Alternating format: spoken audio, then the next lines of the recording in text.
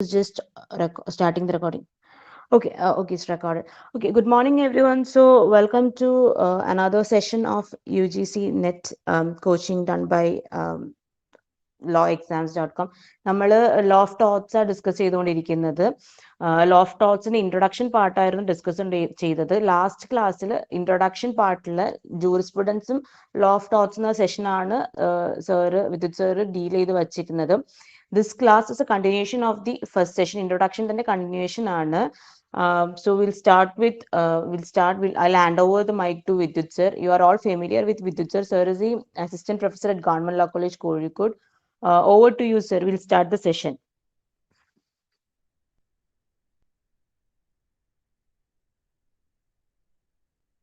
Audible? Am I audible? Clear? Yes, sir. Okay. I hope the slides are visible right now. Okay. Unvisible, sir. Okay. Hello. ഞാൻ ക്ലാസ്സിലാണ്. കുറച്ച് കഴിഞ്ഞിട്ട് വിളിച്ചാൽ മതിയോ? Class കഴിഞ്ഞിട്ട്? ശരി. ഓക്കെ.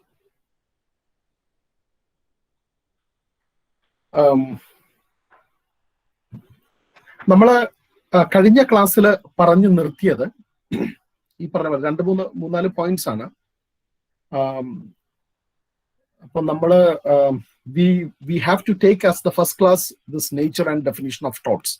അപ്പൊ ഞാൻ ഇന്ന് ആ നേച്ചർ ആൻഡ് ഡെഫിനിഷൻ ഓഫ് തോട്ട്സിലേക്ക് കടക്കാണ്. കാരണം അത് പാർട്ട് ഓഫ് ഇൻട്രൊഡക്ഷൻ തന്നെയാണ്. General principles of tortious liability തൊട്ടാണ് നിങ്ങൾ സ്പെസിഫിക്കലി ടോർട്ടിന്റെ കണ്ടന്റിലോട്ട് വരുന്നത്. അപ്പോ ഇൻട്രൊഡക്ഷൻ ഞാൻ കുറച്ച് ജനറൽ ഐഡിയാസ് പറഞ്ഞു. അതിനുശേഷം ഇന്ന് നമ്മൾ ഡീൽ ചെയ്യുന്നത് nature and definition of thoughts എന്ന ഐഡിയ ആണ്. നമ്മൾ പറഞ്ഞത് 2-3 കാര്യങ്ങളാണ്. അത് ഞാൻ ജസ്റ്റ് ഒന്ന് ഓടിച്ച് പറയാം. ഒന്ന്,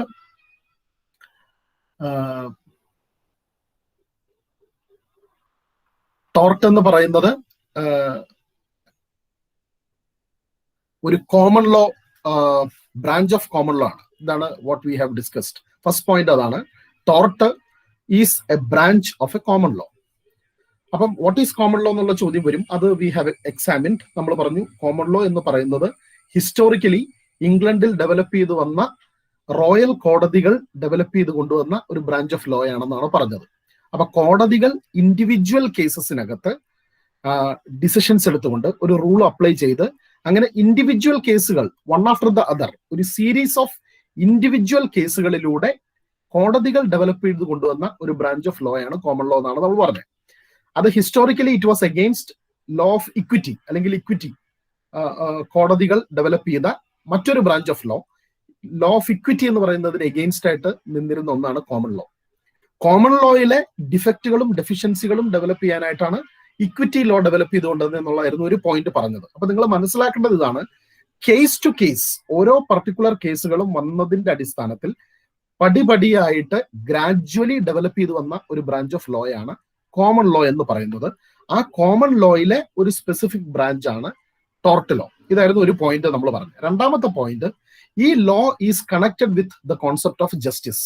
ഈ നിയമങ്ങളെല്ലാം തന്നെ നീതി എന്ന് പറയുന്ന ഒന്ന് നേടുന്നതിന് വേണ്ടിയുള്ള ഒരു ഇൻസ്ട്രുമെന്റ് ആണ്, അല്ലാതെ നിയമത്തിന് വേറെ പർപ്പസ് ഇല്ല. അപ്പൊ ടോർട്ട് ലോയെ സംബന്ധിച്ച് അപ്പൊ നീതി എന്താണെന്ന് നമ്മൾ ഡിസ്കസ് ചെയ്തു. 3 തരത്തിലാണ് നീതിയെ നോക്കിക്കാണുന്നതെന്ന് പറഞ്ഞു.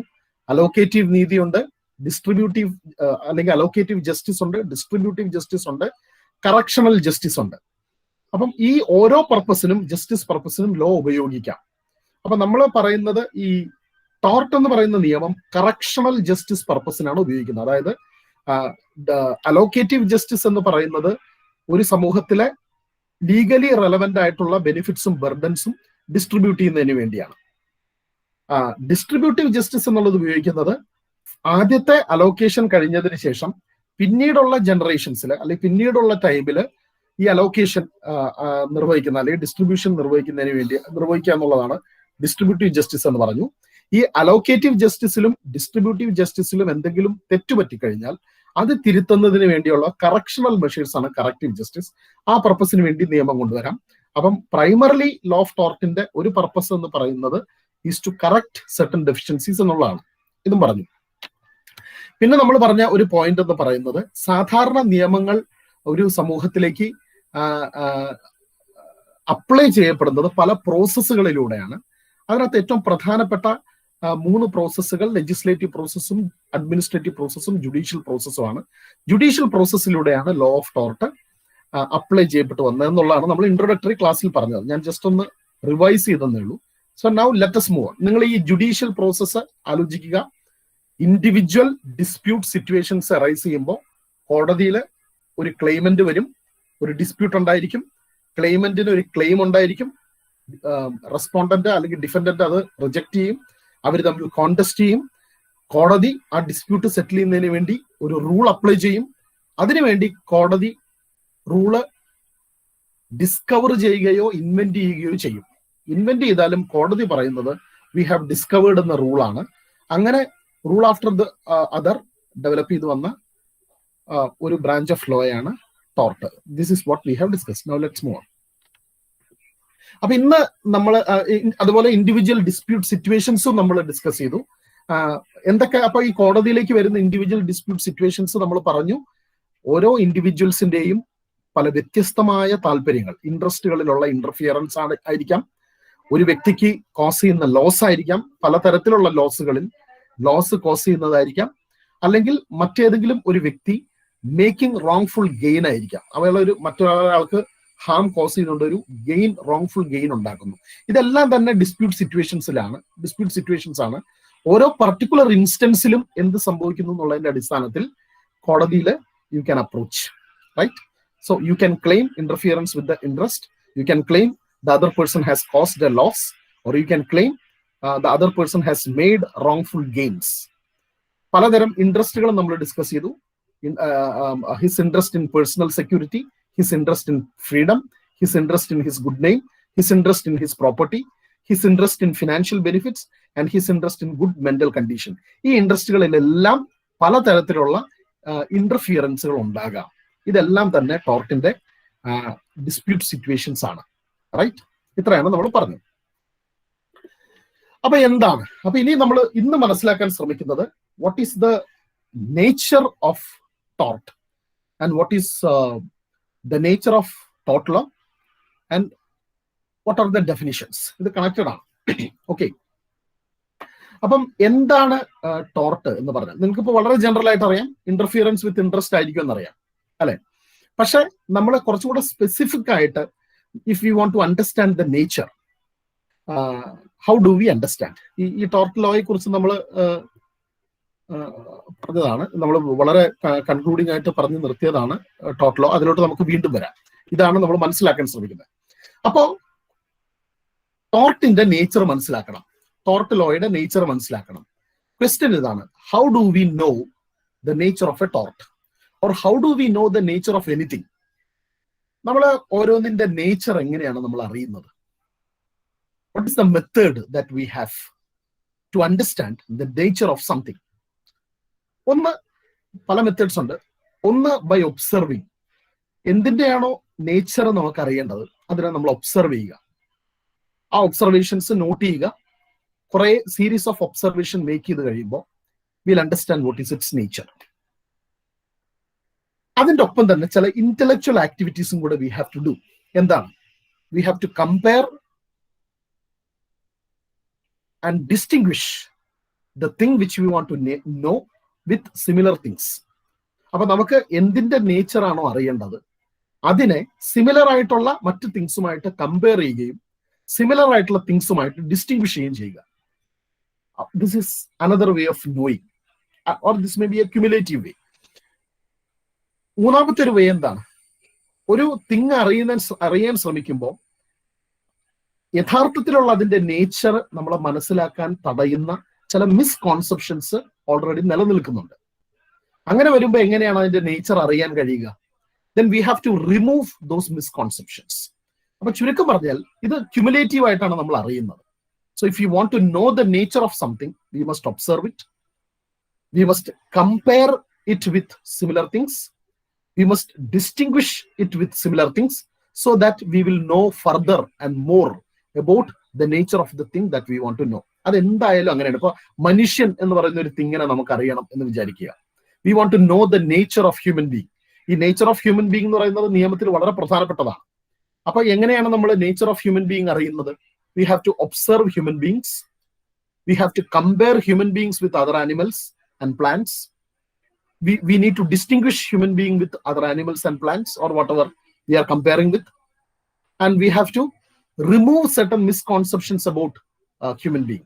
അപ്പൊ ഇങ്ങനെയാണ് നമ്മൾ ഒരു തിങ്ങിന്റെ നേച്ചർ അറിയുന്നത്.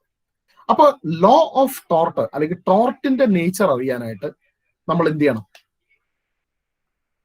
We have to observe that law, അല്ലെ? നമ്മൾ ആ ലോ ഓഫ് ടോർട്ട് എന്ന് പറയപ്പെടുന്നത് സംതിങ് വിച്ച് ഈസ് എക്സിസ്റ്റിംഗ്. ആ എക്സിസ്റ്റ് ചെയ്യുന്ന ആ ഒരു ബോഡി ഓഫ് ലോയെ അല്ലെങ്കിൽ ആ പ്രോസസ് ഓഫ് ലോയെ ഒബ്സർവ് ചെയ്തിട്ട് നമ്മൾ മനസ്സിലാക്കാൻ ശ്രമിക്കുക. അങ്ങനെ ശ്രമിക്കുമ്പോൾ നമ്മുടെ മനസ്സിൽ വരുന്ന ഒരു ചോദ്യമുണ്ട്, whether this tort is governed by a law of tort or law of torts. ശരിക്കും ഈ ടോർട്ട് എന്ന് പറയുന്ന ഫീൽഡിൽ, ആ ബ്രാഞ്ച് ഓഫ് ലോക്കകത്ത് ശരിക്കൊരു ടോർട്ടിനെ ഗവേൺ ചെയ്യുന്ന ഒരു സിംഗിൾ യൂണിഫൈഡ് ലോ ഉണ്ടോ, അതോ ടോർട്ടിനെ ഗവേൺ ചെയ്യുന്ന ഒരു കൂട്ടം സ്പെസിഫിക് ആയിട്ടുള്ള നിയമങ്ങളാണോ ഉള്ളത്? വളരെ ഡിസ്റ്റിങ്ക്റ്റും ഇന്റർ റിലേറ്റഡ് അല്ലാത്ത ബണ്ടിൽ ഓഫ് റൂൾസ് ആണോ, അതോ വളരെ കൊഹസീവ് ആയിട്ടുള്ള കോംപ്രഹെൻസീവ് ആയിട്ടുള്ള ഒരു system of governed by a single principle ആണോ എന്നുള്ളൊരു ക്വസ്റ്റ്യൻ വരും. അത് നേച്ചർ മനസ്സിലാക്കലാണ് ഒന്ന്. അതാണ് ബൈ ഒബ്സർവിങ് എന്ന് പറയുന്നത്.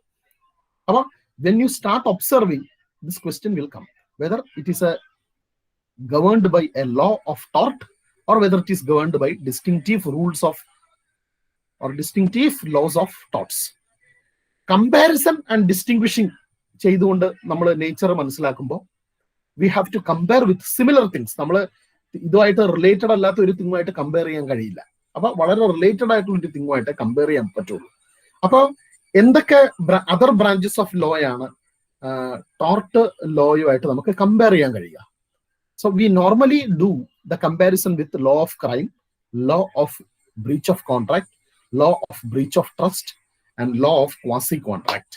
അപ്പൊ ഈ 4 ബ്രാഞ്ചസ് ഓഫ് ലോ സിമിലർ ലോയുമായിട്ട് കമ്പയർ ചെയ്ത് ഡിസ്റ്റിംഗ്വിഷ് ചെയ്താണ് we try to understand the nature of law. Is it clear? Yes, sir. Yes, sir. Okay. അപ്പോൾ സാധാരണ നമ്മൾ ഈ ബൈ ഒബ്സർവേഷൻ നമ്മൾ എങ്ങനെയാണ് ഒരു കാര്യത്തിന്റെ നേച്ചർ അറിയുന്നത് എന്ന് പറയുമ്പോൾ, നമ്മൾ ഒബ്സർവ് ചെയ്താൽ മാത്രം പോരാ, ഈ നമ്മുടെ ഒബ്സർവേഷനെ നമ്മൾ റൈറ്റ് ഡൗൺ ചെയ്യണം.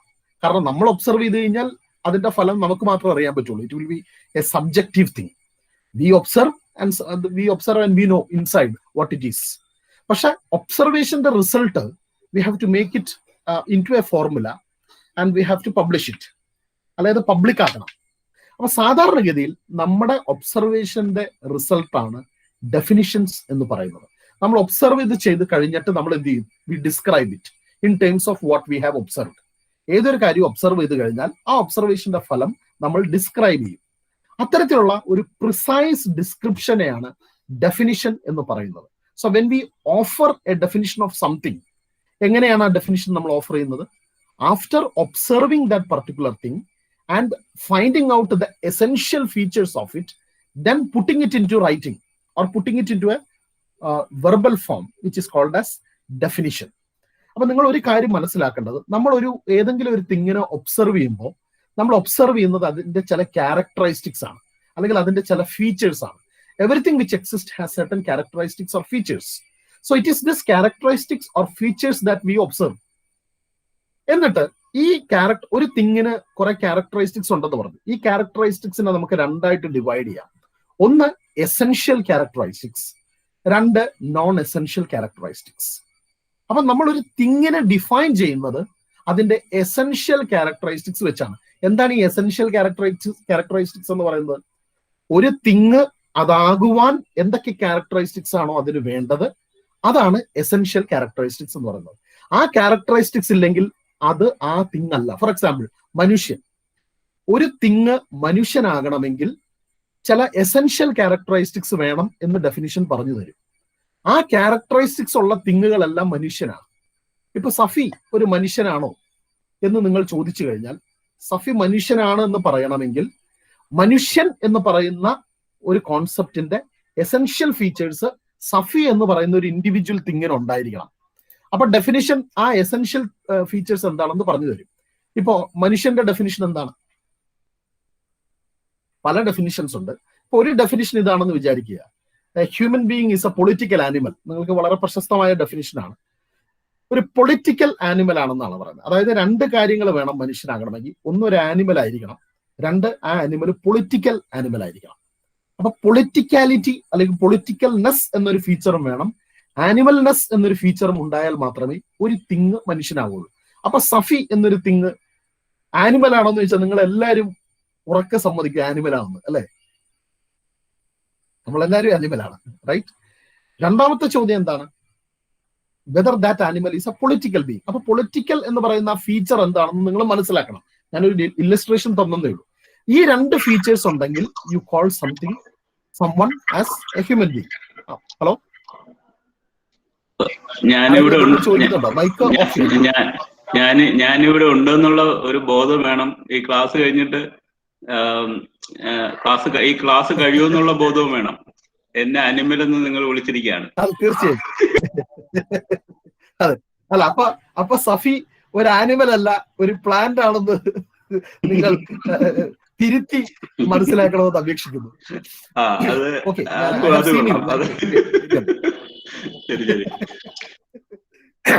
ഓക്കെ.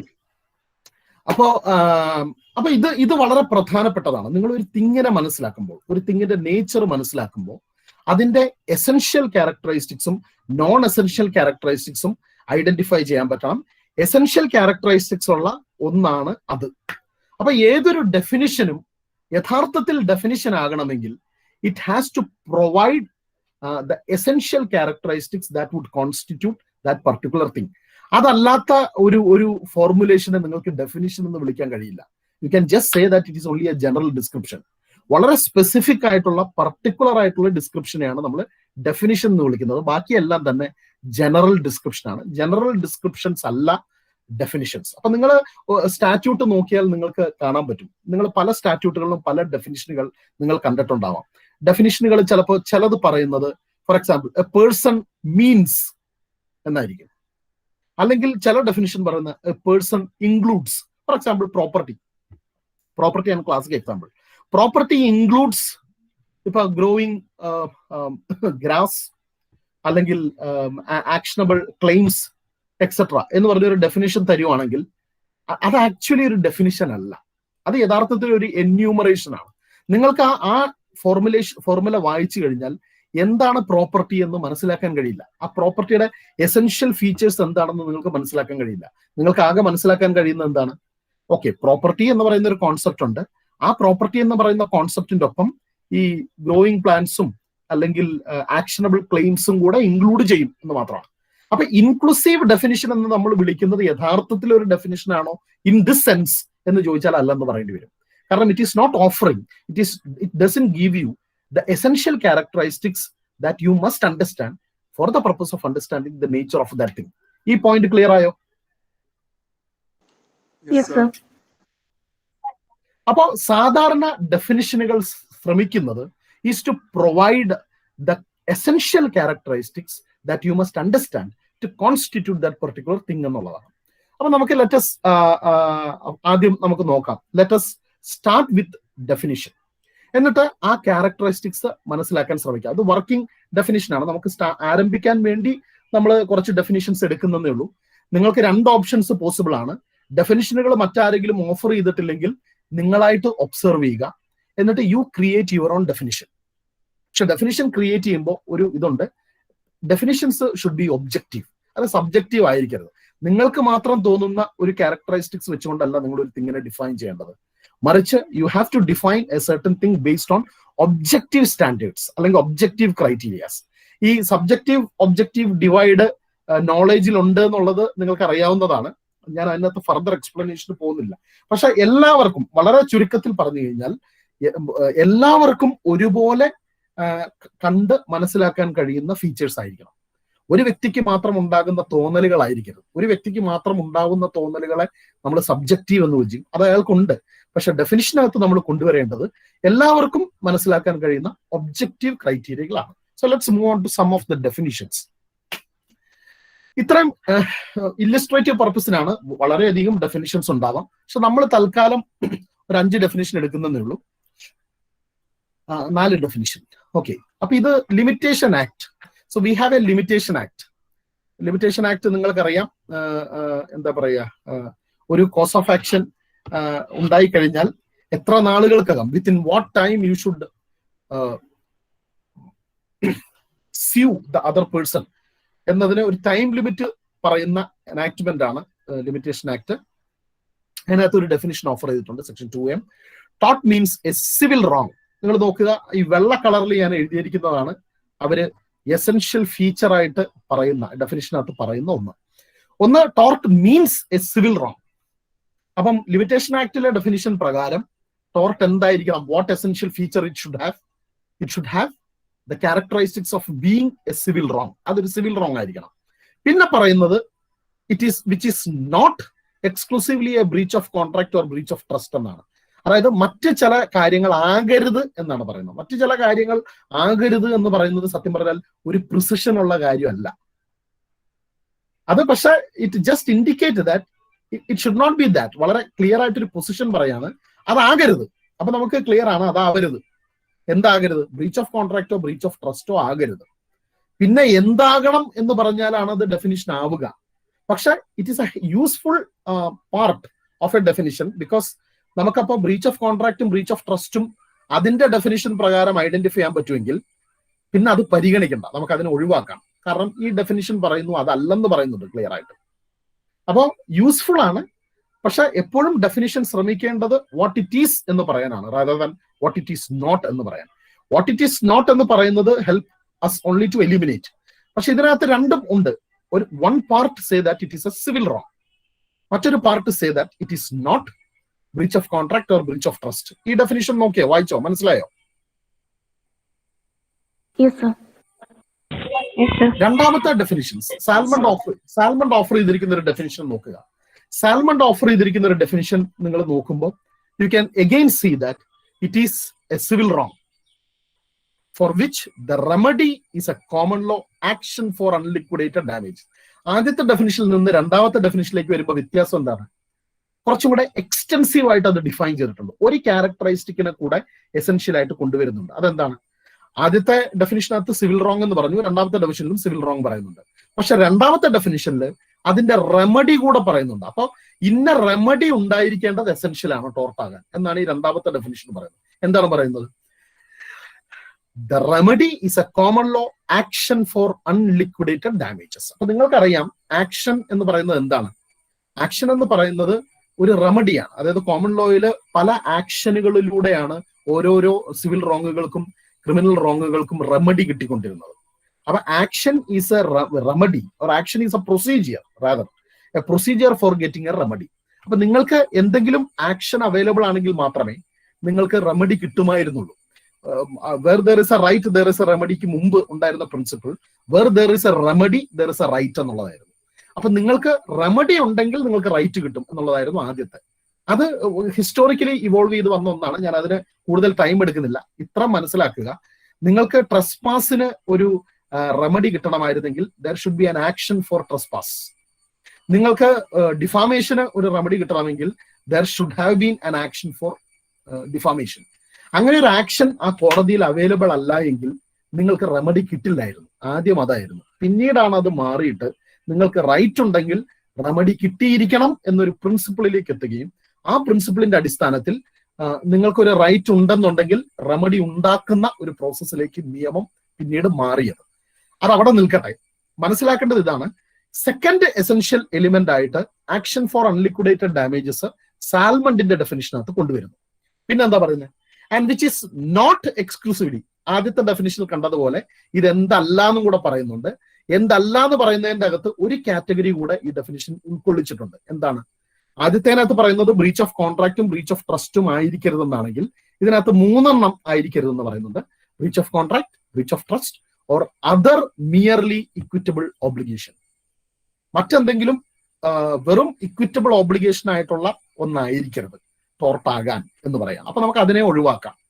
അപ്പൊ ഒഴിവാക്കുമ്പോൾ ഒരു ഗുണം, you will get A very smaller field. പലതും ഒഴിവാക്കി ഒരു സ്മോളർ ഫീൽഡ് കിട്ടും.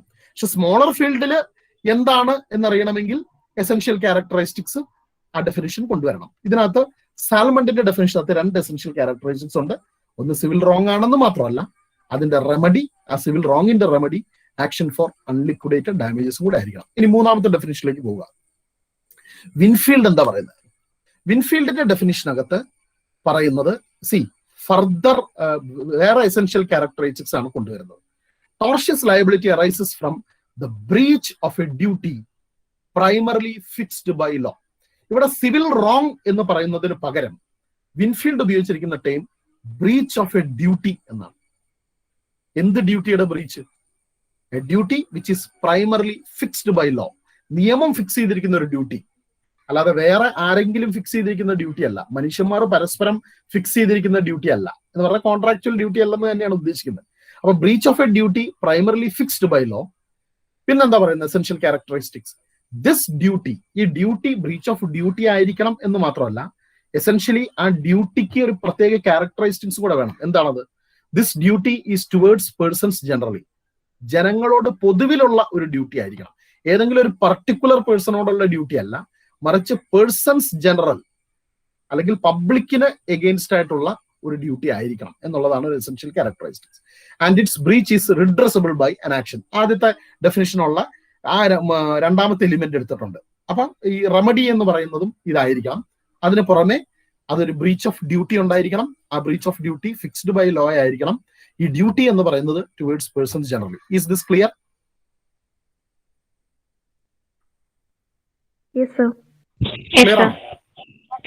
ഇനി ഫ്രേസറിന്റെ ഡെഫിനിഷനിലേക്ക് വരുമ്പോൾ what does it say? It say that it is an infringement of a right in rem. ഈ 3 ഡെഫിനിഷനുകളും ഓഫർ ചെയ്തിട്ടില്ലാത്ത ഒരു ടേം ഉപയോഗിക്കുകയാണ്, right in rem. Infringement of a right in rem. അപ്പൊ നമുക്ക് എന്താണ് ഇൻഫ്രിഞ്ച്മെന്റ്, എന്താണ് റൈറ്റ് ഇൻ റം എന്ന് മനസ്സിലാക്കണം.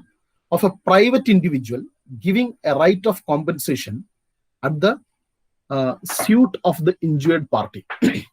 അപ്പൊ ഒരു പ്രൈവറ്റ് ഇൻഡിവിജ്വലിനുള്ള ഒരു റൈറ്റ് ഇൻ റമ്മിന്റെ ഇൻഫ്രിഞ്ച്മെന്റ് ആണ് ആയിരിക്കണം ടോർട്ട് ആകണമെങ്കിൽ.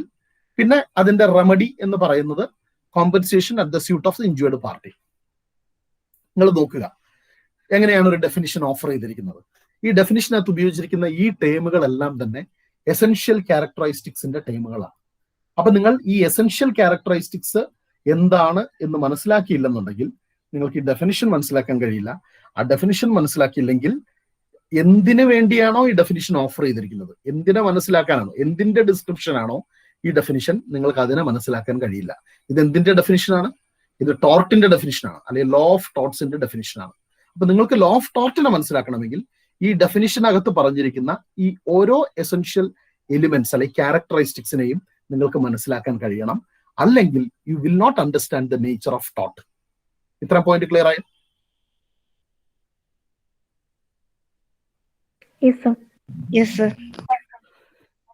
അപ്പൊ എന്തൊക്കെയാണ് എസെൻഷ്യൽ എലിമെന്റ്സ് ആയിട്ട് പൊതുവിൽ ഈ ഡെഫിനിഷൻസ് പറയുന്നത്? നമുക്ക് ഇതിൽ 3-ൽ നിന്നും കൊണ്ട് അവർ എസെൻഷ്യൽ ആയിട്ട് പറയുന്നതിനെ കളക്ട് ചെയ്തെടുക്കാം. എന്നിട്ട് ലെറ്റ് us എക്സാമിൻ. ഒന്ന്, it should be A civil wrong. ഇതൊരു സിവിൽ റോങ് ആയിരിക്കണം. 2, there should be a breach of duty fixed by law. And 3, there should be action for unliquidated damages. അപ്പം we need to understand these 3 concepts. എന്താണ് civil wrong എന്ന് പറയുന്നത്? What is the nature of A civil wrong? അപ്പൊ നമ്മൾ ടോർട്ടിനെ മനസ്സിലാക്കാനായിട്ട് ഇതിന്റെ ഓരോന്നിന്റെയും nature further മനസ്സിലാക്കണം. ഇതിന്റെ ഓരോന്നിന്റെ നേച്ചർ മനസ്സിലാക്കിയാലേ നമുക്ക് ടോർട്ടിനെ മനസ്സിലാക്കാൻ പറ്റുള്ളൂ. അപ്പൊ എന്താണ് ഈ സിവിൽ റോങ് എന്ന് പറഞ്ഞാൽ?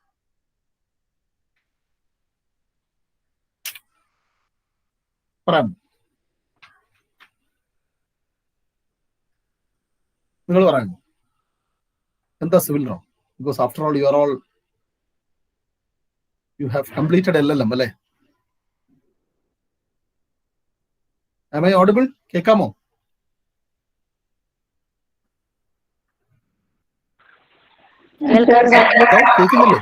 കേൾക്കാം സർ, നന്നായിട്ട് കേൾക്കാം. നിങ്ങൾ ആരെങ്കിലും ഒന്ന് റെസ്പോണ്ട് ചെയ്യാം. നിങ്ങളൊന്ന് ആരെങ്കിലും റെസ്പോണ്ട് ചെയ്യാം. what is violation, the violation of a legal right. violation of a legal right. Okay, yes. അതായത് സാധാരണ നമ്മള് violation of a legal right എന്ന് പറഞ്ഞാൽ എന്താ അർത്ഥം? Violation of a legal, you are right. Violation of a legal right means? That means a duty fixed by law. Violation of a legal right, you can say it is a breach of duty as well. അത് ഒരു breach of duty കൂടെയാണ്. അപ്പൊ ഒരാളുടെ right violate ചെയ്യുക എന്ന് പറഞ്ഞു കഴിഞ്ഞാൽ അവനവന്റെ ഡ്യൂട്ടി ബ്രീച്ച് ചെയ്യുക എന്നുള്ളതാണ് അർത്ഥം. ഓക്കെ, അപ്പൊ സിവിൽ റോങ് എന്ന് പറയുന്നത് it is if one person breaches a legal duty owed to another. മറ്റൊരു പേഴ്സണോട് ഒരു വ്യക്തി ഓവ് ചെയ്യുന്ന ഒരു ലീഗൽ ഡ്യൂട്ടി ബ്രീച്ച് ചെയ്യുമ്പോഴാണ് നമ്മൾ അതിനെ സിവിൽ റോങ് എന്ന് പറയുന്നത്. അപ്പൊ ഒരു ലീഗൽ ഡ്യൂട്ടി ഉണ്ടായിരിക്കണം. എന്തൊക്കെയാണ് അതിന്റെ എലിമെന്റ്സ്? സിവിൽ റോങ്ങിന്റെ ഡെഫിനിഷനിലേക്ക് പോവുകയാണെന്നുണ്ടെങ്കിൽ we can say that there should be a legal duty and that legal duty should be owed to another and there should be breach of that legal duty. ഈ മൂന്ന് എലിമെന്റുകളാണ് അല്ലെ civil റോങ്ങിനെ മനസ്സിലാക്കാനാണെങ്കിൽ.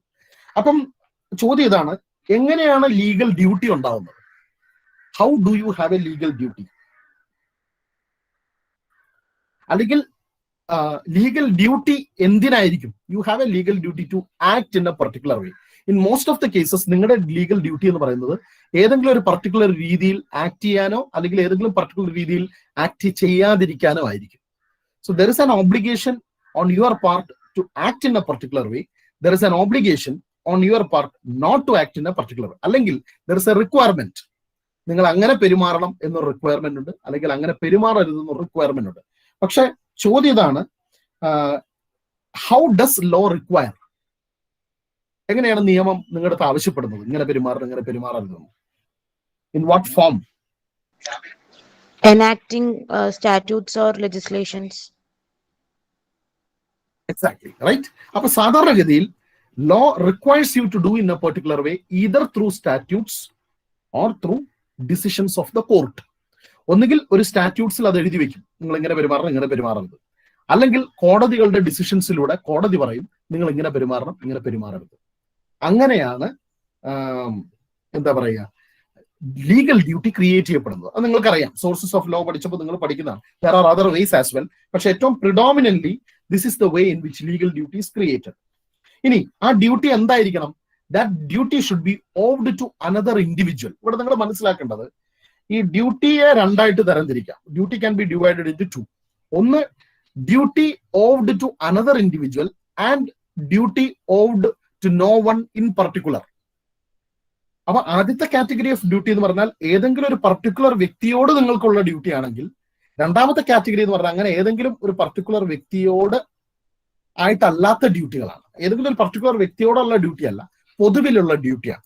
എന്ന് പറഞ്ഞാൽ അതൊരു സമൂഹത്തിലെ എല്ലാ ഇൻഡിവിജ്വൽസിനോടുള്ള ഡ്യൂട്ടി ആയിരിക്കാം, അല്ലെങ്കിൽ അത് ആ സമൂഹത്തോട് തന്നെയുള്ള ഡ്യൂട്ടി ആയിരിക്കാം. അത് ഏതെങ്കിലും ഒരു പർട്ടിക്കുലർ ഇൻഡിവിജ്വലിനോട് എന്ന് പറഞ്ഞുകൊണ്ടല്ല ഡ്യൂട്ടി ഫോർമുലേറ്റ് ചെയ്യപ്പെടുന്നത്. പക്ഷെ നിങ്ങൾ ആ ഡ്യൂട്ടി പെർഫോം ചെയ്യുമ്പോൾ അത് ഓരോ ഇൻഡിവിജ്വൽസിനോടായിട്ടായിരിക്കും നിങ്ങൾ അത് പെർഫോം ചെയ്യുന്നത്. That's a different thing. But it is not understood and formulated in the sense that this duty you of to another person in particular. ഇപ്പൊ സാധാരണ അതിന്റെ ഒരു ഉദാഹരണമാണ് കോൺട്രാക്ട്. നിങ്ങൾ കോൺട്രാക്ട് പഠിച്ചതാണ്. കോൺട്രാക്റ്റിനകത്ത് ഒരു person is creating a duty against another individual or specific group of individuals through entering into agreement.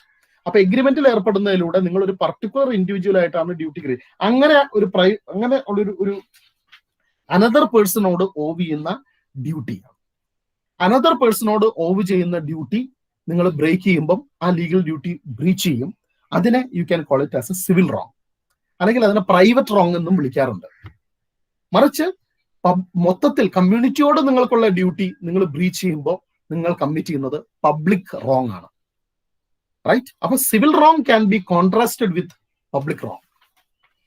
അപ്പൊ ടോർട്ട് എന്താണെന്നാണ് പറയുന്നത്? ടോർട്ട് ഒരു സിവിൽ റോങ് ആണ്. That means it is the breach of a duty you owe to another individual to constitute as a civil wrong. Okay. പിന്നെ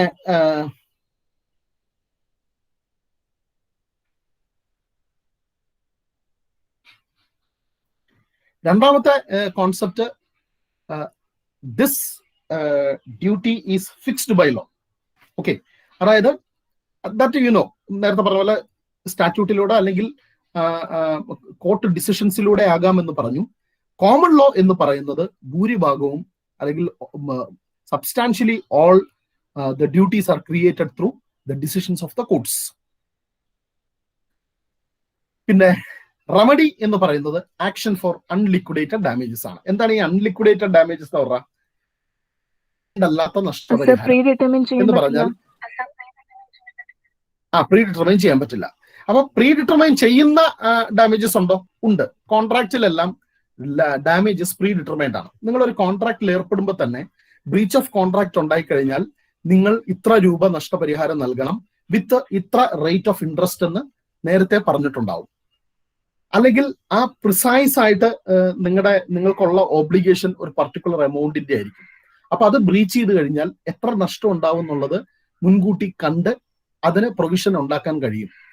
പക്ഷെ അതല്ലാത്ത situations, നമുക്ക് എത്ര നഷ്ടം ഒരാൾക്ക് ഉണ്ടാകുന്നുണ്ട് എന്ന് മുൻകൂട്ടി കാണാൻ പറ്റാത്ത സിറ്റുവേഷനിൽ ആ സിറ്റുവേഷൻ ഉണ്ടായി കഴിയുമ്പോൾ നൽകുന്ന റെമഡിയാണ് ആക്ഷൻ ഫോർ അൺലിക്വിഡേറ്റഡ് ഡാമേജസ്. അപ്പൊ ടോർട്ടിനകത്ത് സിറ്റുവേഷൻസ് പലതും നമുക്ക് മുൻകൂട്ടി കാണാൻ കഴിയുന്നതല്ല. അത് രണ്ട് പാർട്ടീസ് തമ്മിൽ സബ്സിക്വന്റ്ലി ഉണ്ടാകുന്ന ഇന്ററാക്ഷന്റെ ഫലമായിട്ട് മുൻകൂട്ടി കാണാൻ കഴിയാത്ത ഒരു അൺസർട്ടൺ ആയിട്ടുള്ള ഒരു ലോസ് ഉണ്ടാക്കുന്നതാണ്. അപ്പൊ അത് ട്രയലിലൂടെ കടന്നു പോയി കഴിഞ്ഞാൽ എവിഡൻസ്, തെളിവുകൾ കൊണ്ടുവന്നു കഴിഞ്ഞാൽ മാത്രമേ എത്രയാണ് ഡാമേജസ് നിശ്ചയിക്കാൻ പറ്റുള്ളൂ. അതുകൊണ്ട് അതിന്റെ റെമഡി എന്ന് പറയുന്നത് ആക്ഷൻ ഫോർ അൺലിക്വിഡേറ്റഡ് ഡാമേജസ് ആണ്. ഇത് ക്ലിയർ ആയോ?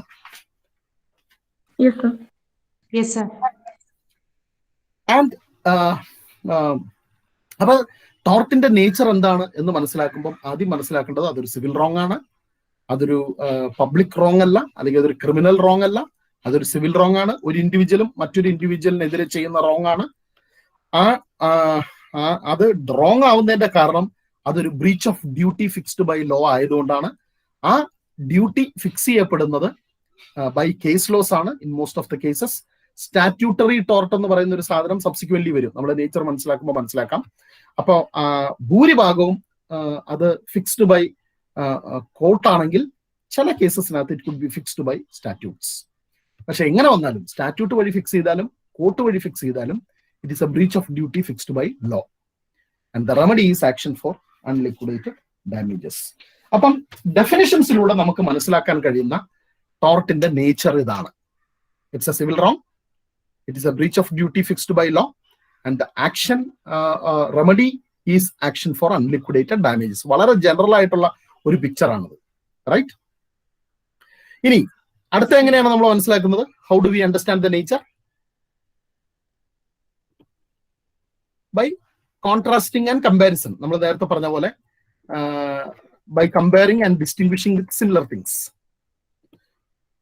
അതിനു മുമ്പ് ഈ ടോർട്ട് ഇതാണ്. അപ്പൊ ടോർട്ട് എന്ന് പറയുന്നത് ഒരു സിവിൽ റോങ് ആണ്, ടോർട്ട് എന്ന് പറയുന്നത് ബ്രീച്ച് ഓഫ് ഡ്യൂട്ടി ആണ്, ടോർട്ട് എന്ന് പറയുന്നത്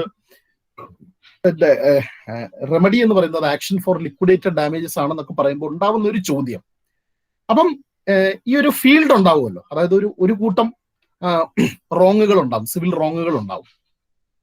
ഈ സിവിൽ റോങ്ങിലെല്ലാം തന്നെ ഈ റെമഡി കൊടുക്കാനുള്ള ഒരു ലയബിലിറ്റി ഉണ്ടാവും. അപ്പൊ നിങ്ങൾക്ക് അറിയാം, law always create a liability. അപ്പൊ ഒരു ഡ്യൂട്ടി എപ്പോഴും നിങ്ങൾ മനസ്സിലാക്കേണ്ട ഒരു കാര്യം, നിയമം ഒരു ഡ്യൂട്ടി ഫിക്സ് ചെയ്തിട്ട് ആ ഡ്യൂട്ടി ബ്രീച്ച് ചെയ്യപ്പെട്ട് കഴിയുമ്പോൾ റെമഡി നിയമം ഓഫർ ചെയ്യുന്നുണ്ട്. റെമഡി ഇല്ലാന്നുണ്ടെങ്കിൽ ഒരു ഡ്യൂട്ടി ഇമ്പോസ് ചെയ്യുന്നതിലോ അല്ലെങ്കിൽ മറ്റൊരാൾക്ക് റൈറ്റ് കൊടുക്കുന്നതിലോ യാതൊരു അർത്ഥമില്ല. There is no point in giving someone rights or imposing duties if it is not enforced. അപ്പൊ നിയമത്തിന്റെ ഏറ്റവും പ്രധാനപ്പെട്ട, നിയമം മീനിങ്ഫുൾ ആവുന്നത് തന്നെ നിയമം എൻഫോഴ്സിയബിൾ ആവുമ്പോഴാണ്. നിയമം എൻഫോഴ്സിയബിൾ ആവുന്നത് നിയമത്തിന് റെമഡി പ്രൊവൈഡ് ചെയ്യുമ്പോഴാണ്. അപ്പൊ റെമഡി പ്രൊവൈഡ് ചെയ്തില്ലെങ്കിൽ ഈ റൈറ്റ് കൊടുക്കുന്നത് കൊണ്ടോ ഡ്യൂട്ടി ഇമ്പോസ് ചെയ്യുന്നതിലോ ഒരു അർത്ഥമില്ല എന്നുള്ളതാണ്. അപ്പം ഇതിനെയാണ് നിങ്ങൾക്ക് ഒരു ഡ്യൂട്ടി ബ്രീച്ച് ചെയ്യപ്പെട്ട് കഴിയുമ്പോൾ ആ റോങ് ഡൂവർക്ക് ഉണ്ടാകുന്ന ഒരു responsibility to redress the other person or to make good the loss to another പേഴ്സണെയാണ് നമ്മൾ ലയബിലിറ്റി എന്ന് പറയുന്നത്. അപ്പൊ എപ്പോഴും ലയബിലിറ്റി ഉണ്ടാവുന്നത് റോങ് ഡൂവർക്കാണ് after the commission of a wrong. ചോദ്യം ഇതാണ്. അപ്പം ഈ ടോർട്ട് എന്ന് പറയുന്ന ഈ സിവിൽ റോങ്ങിന്റെ ബ്രാഞ്ചിനകത്ത് ഒരു ഒരു സിംഗിൾ പ്രിൻസിപ്പിൾ അല്ലെങ്കിൽ ഒരു sole general principle of liability ഉണ്ടോ which say that the wrongful act which a person commits without excuse or justification, then he is liable. But whoever commits a wrongful act without excuse or justification, he is liable under the tort law. എന്ന് പറയുന്ന ഒരു soul liability principle ആണോ ഈ ബ്രാഞ്ചിനെ govern ചെയ്യുന്നത്? അങ്ങനെ ഒരു principle ഉണ്ടെന്നുണ്ടെങ്കിൽ എന്ത് റോങ്ഫുൾ ആക്ട് ചെയ്താലും അതിനെ ടോർട്ടാക്കി മാറ്റാം. ഒരു എക്സ്ക്യൂസും ഇല്ല, ഒരു ജസ്റ്റിഫിക്കേഷനും ഇല്ലാതെ നിങ്ങൾ ചെയ്യുന്ന ഒരു പ്രവൃത്തി wrongful act ആണെങ്കിൽ then based on that general principle that person could be held liable. രണ്ടാമത്തെ ക്വസ്റ്റ്യൻ, അതോ ടോർട്ട് എന്ന് പറയുന്നത് ഒരു സ്പെസിഫിക് ഒരു ഡൊമൈൻ ആണോ, ക്ലോസ്ഡ് ആയിട്ടുള്ള ഒരു സിസ്റ്റം ആണോ? ക്ലോസ്ഡ് എന്ന് പറയാൻ പറ്റില്ല, ഒരു സ്പെസിഫിക് ഡൊമൈൻ ആണോ in which different and distinctive principles and rules of liability that generate distinctive tort. തികച്ചും വ്യത്യസ്തമായ പരസ്പര ബന്ധമില്ലാത്ത നിരവധി ടോർട്ടുകളെ ക്രിയേറ്റ് ചെയ്യുന്ന വ്യത്യസ്തമായ പ്രിൻസിപ്പിൾസും വ്യത്യസ്തമായ റൂളുകളുമുള്ള ഒരു ഫീൽഡാണ്. ഇതാണ് ചോദ്യം. അപ്പോ ഇപ്പൊ ഒരു 10 ലയബിലിറ്റി പ്രിൻസിപ്പിൾ ഉണ്ടെന്ന് വിചാരിക്കുക, അല്ലെങ്കിൽ 10 റൂൾസ് ഉണ്ടെന്ന് വിചാരിക്കുക, ടോർട്ടിനെ ഡിഫൈൻ ചെയ്യുന്ന, ടോർട്ടിനെ ക്രിയേറ്റ് ചെയ്യുന്ന 10 റൂൾസ് ഉണ്ടെങ്കിൽ ഈ രണ്ടാമത്തെ അപ്രോച്ച് പ്രകാരം 10 ടോർട്ടുകളെ ഉണ്ടാവുള്ളൂ. മറ്റെന്ത് റോങ്ഫുൾ ആക്ട് നടന്നാലും അത് outside the scope of tort law ആണ്. കാരണം ഈ റൂളിനകത്ത് പെടുന്നില്ല. 10 റൂളിനകത്ത് പെടുന്ന 10 കാറ്റഗറീസ് ഓഫ് അല്ലെങ്കിൽ 10 ടൈപ്സ് ഓഫ് റോങ്ങുകളെ മാത്രമേ ഈ സെക്കൻഡ് അപ്രോച്ച് പ്രകാരം ടോർട്ട് എന്ന് വിളിക്കാൻ പറ്റുള്ളൂ. ബാക്കിയെല്ലാം ടോർട്ടിന് പുറത്താണ്. ഒന്നുകിൽ you will have to say that there is no law governing it, അല്ലെങ്കിൽ you have to say that it is not a tort, it could be some other wrongs, it could be some other civil wrongs, but it is not tort എന്ന് പറഞ്ഞ് exclude it from liability, അല്ലെങ്കിൽ റെസിഡ്യൂവിനെ leave it for non liability. ഈ point clear ആയോ? Doubt ഉണ്ട് ചോദിക്കണം കേട്ടോ. If you require clarification, please ask. And I would be under the impression that you understand. അപ്പൊ ഒരു sole general principle of liability ഉണ്ടെങ്കിൽ അതിന്റെ സ്കോപ്പ് എക്സ്റ്റെൻസീവ് ആണ്. അതിന് പുതിയ റോങ്ഫുൾ ആക്ടുകൾ സമൂഹത്തിൽ ഉണ്ടാകുന്ന മുറയ്ക്ക് അതിനെ അക്കോമഡേറ്റ് ചെയ്യാൻ പറ്റും. ബിക്കോസ് ഒരൊറ്റ പ്രിൻസിപ്പിൾ ആണ് പറയുന്നത്. പ്രിൻസിപ്പിൾ എന്താണ്? If it is A wrongful act without excuse or justification, then it is tort. Then the person is tortiously liable. രണ്ടാമത്തേനകത്ത് there are distinctive principles and rules of liability. അപ്പൊ അതിനകത്ത് fit in ചെയ്താൽ മാത്രം tort ആവുള്ളൂ. അല്ലാന്നുണ്ടെങ്കിൽ there should be a mechanism for creation of another distinctive rule and then accommodate that new situation. ഓരോ situation ഉണ്ടാകുമ്പോഴും ആ സിറ്റുവേഷന് വേണ്ടി പുതിയ ഡിസ്റ്റിങ്റ്റീവ് പ്രിൻസിപ്പിൾസും റൂൾസും ഉണ്ടാക്കാൻ നിൽക്കേണ്ടി വരും. നിങ്ങൾക്ക് ആ പോയിന്റ് ക്ലിയർ ആയെന്ന് തോന്നുന്നു. ഞാൻ അടുത്തേക്ക് വരാം. അപ്പൊ ഇനിയിപ്പോ നമ്മൾ എന്താ ചെയ്യേണ്ടത്? നെക്സ്റ്റ് നമ്മൾ ചെയ്യാൻ പോകുന്നത് how to distinguish, contrast for the purpose of understanding the nature of tort ആണ്. അപ്പൊ എന്തൊക്കെയായിട്ടാണ് ഡിസ്റ്റിംഗ്വിഷ് ചെയ്യേണ്ടതെന്ന് പറഞ്ഞ് നമ്മൾ പറഞ്ഞു. ഒന്ന്, ക്രിമിനൽ ലോയുമായിട്ടാണ് ഡിസ്റ്റിംഗ്വിഷ് ചെയ്യേണ്ടത്. എന്തുകൊണ്ടാണ് ക്രിമിനൽ ലോ ആയിട്ട് ഡിസ്റ്റിംഗ്വിഷ് ചെയ്യുന്നത്? ക്രിമിനൽ ലോ നേരത്തെ പറഞ്ഞതുപോലെ പബ്ലിക്, ഒരു സൊസൈറ്റിയോട് മൊത്തത്തിലുള്ള ഒരു പബ്ലിക് റോങ് ആണ്. അപ്പൊ you have public wrong.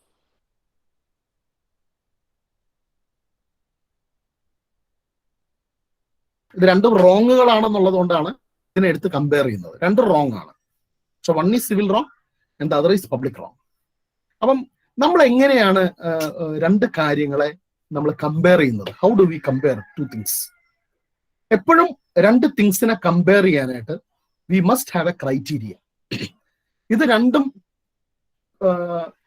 Deviate ചെയ്യുന്നത് ഏതെങ്കിലും ഒരു പോയിന്റിൽ നിന്ന് നമ്മൾ നോക്കുമ്പോഴായിരിക്കും, അല്ലെങ്കിൽ ഒരു മാനദണ്ഡം അപ്ലൈ ചെയ്യുമ്പോഴായിരിക്കും നമുക്ക് അതിനെ കമ്പയർ ചെയ്യാൻ പറ്റും.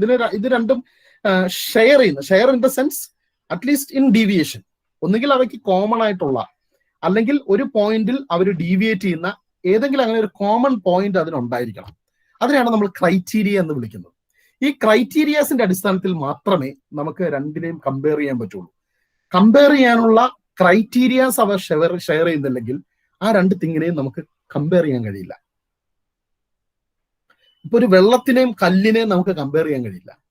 വെള്ളത്തിനെയും കല്ലിനെയും എങ്ങനെ കമ്പയർ ചെയ്യുന്നുള്ളൊരു ചോദ്യം വന്നു കഴിഞ്ഞാൽ അത് രണ്ടും ഡിഫറെന്റ് ഇതാ. എന്തെങ്കിലും ഒരു ക്രൈറ്റീരിയ നമ്മൾ കണ്ടെത്തണം. അപ്പൊ നമുക്ക് കണ്ടെത്താവുന്ന ഒരു ക്രൈറ്റീരിയ ഉണ്ട്. എന്താണ് അത്? That which exist in the world or A thing that exist in the world. അപ്പൊ ആ എക്സിസ്റ്റൻസിൽ എന്തൊക്കെ ഡിഫറൻസ് ഉണ്ട് എന്ന് കണ്ടുകൊണ്ട് അതിനെ വേണമെങ്കിൽ കോൺട്രാസ്റ്റ് ചെയ്യാം.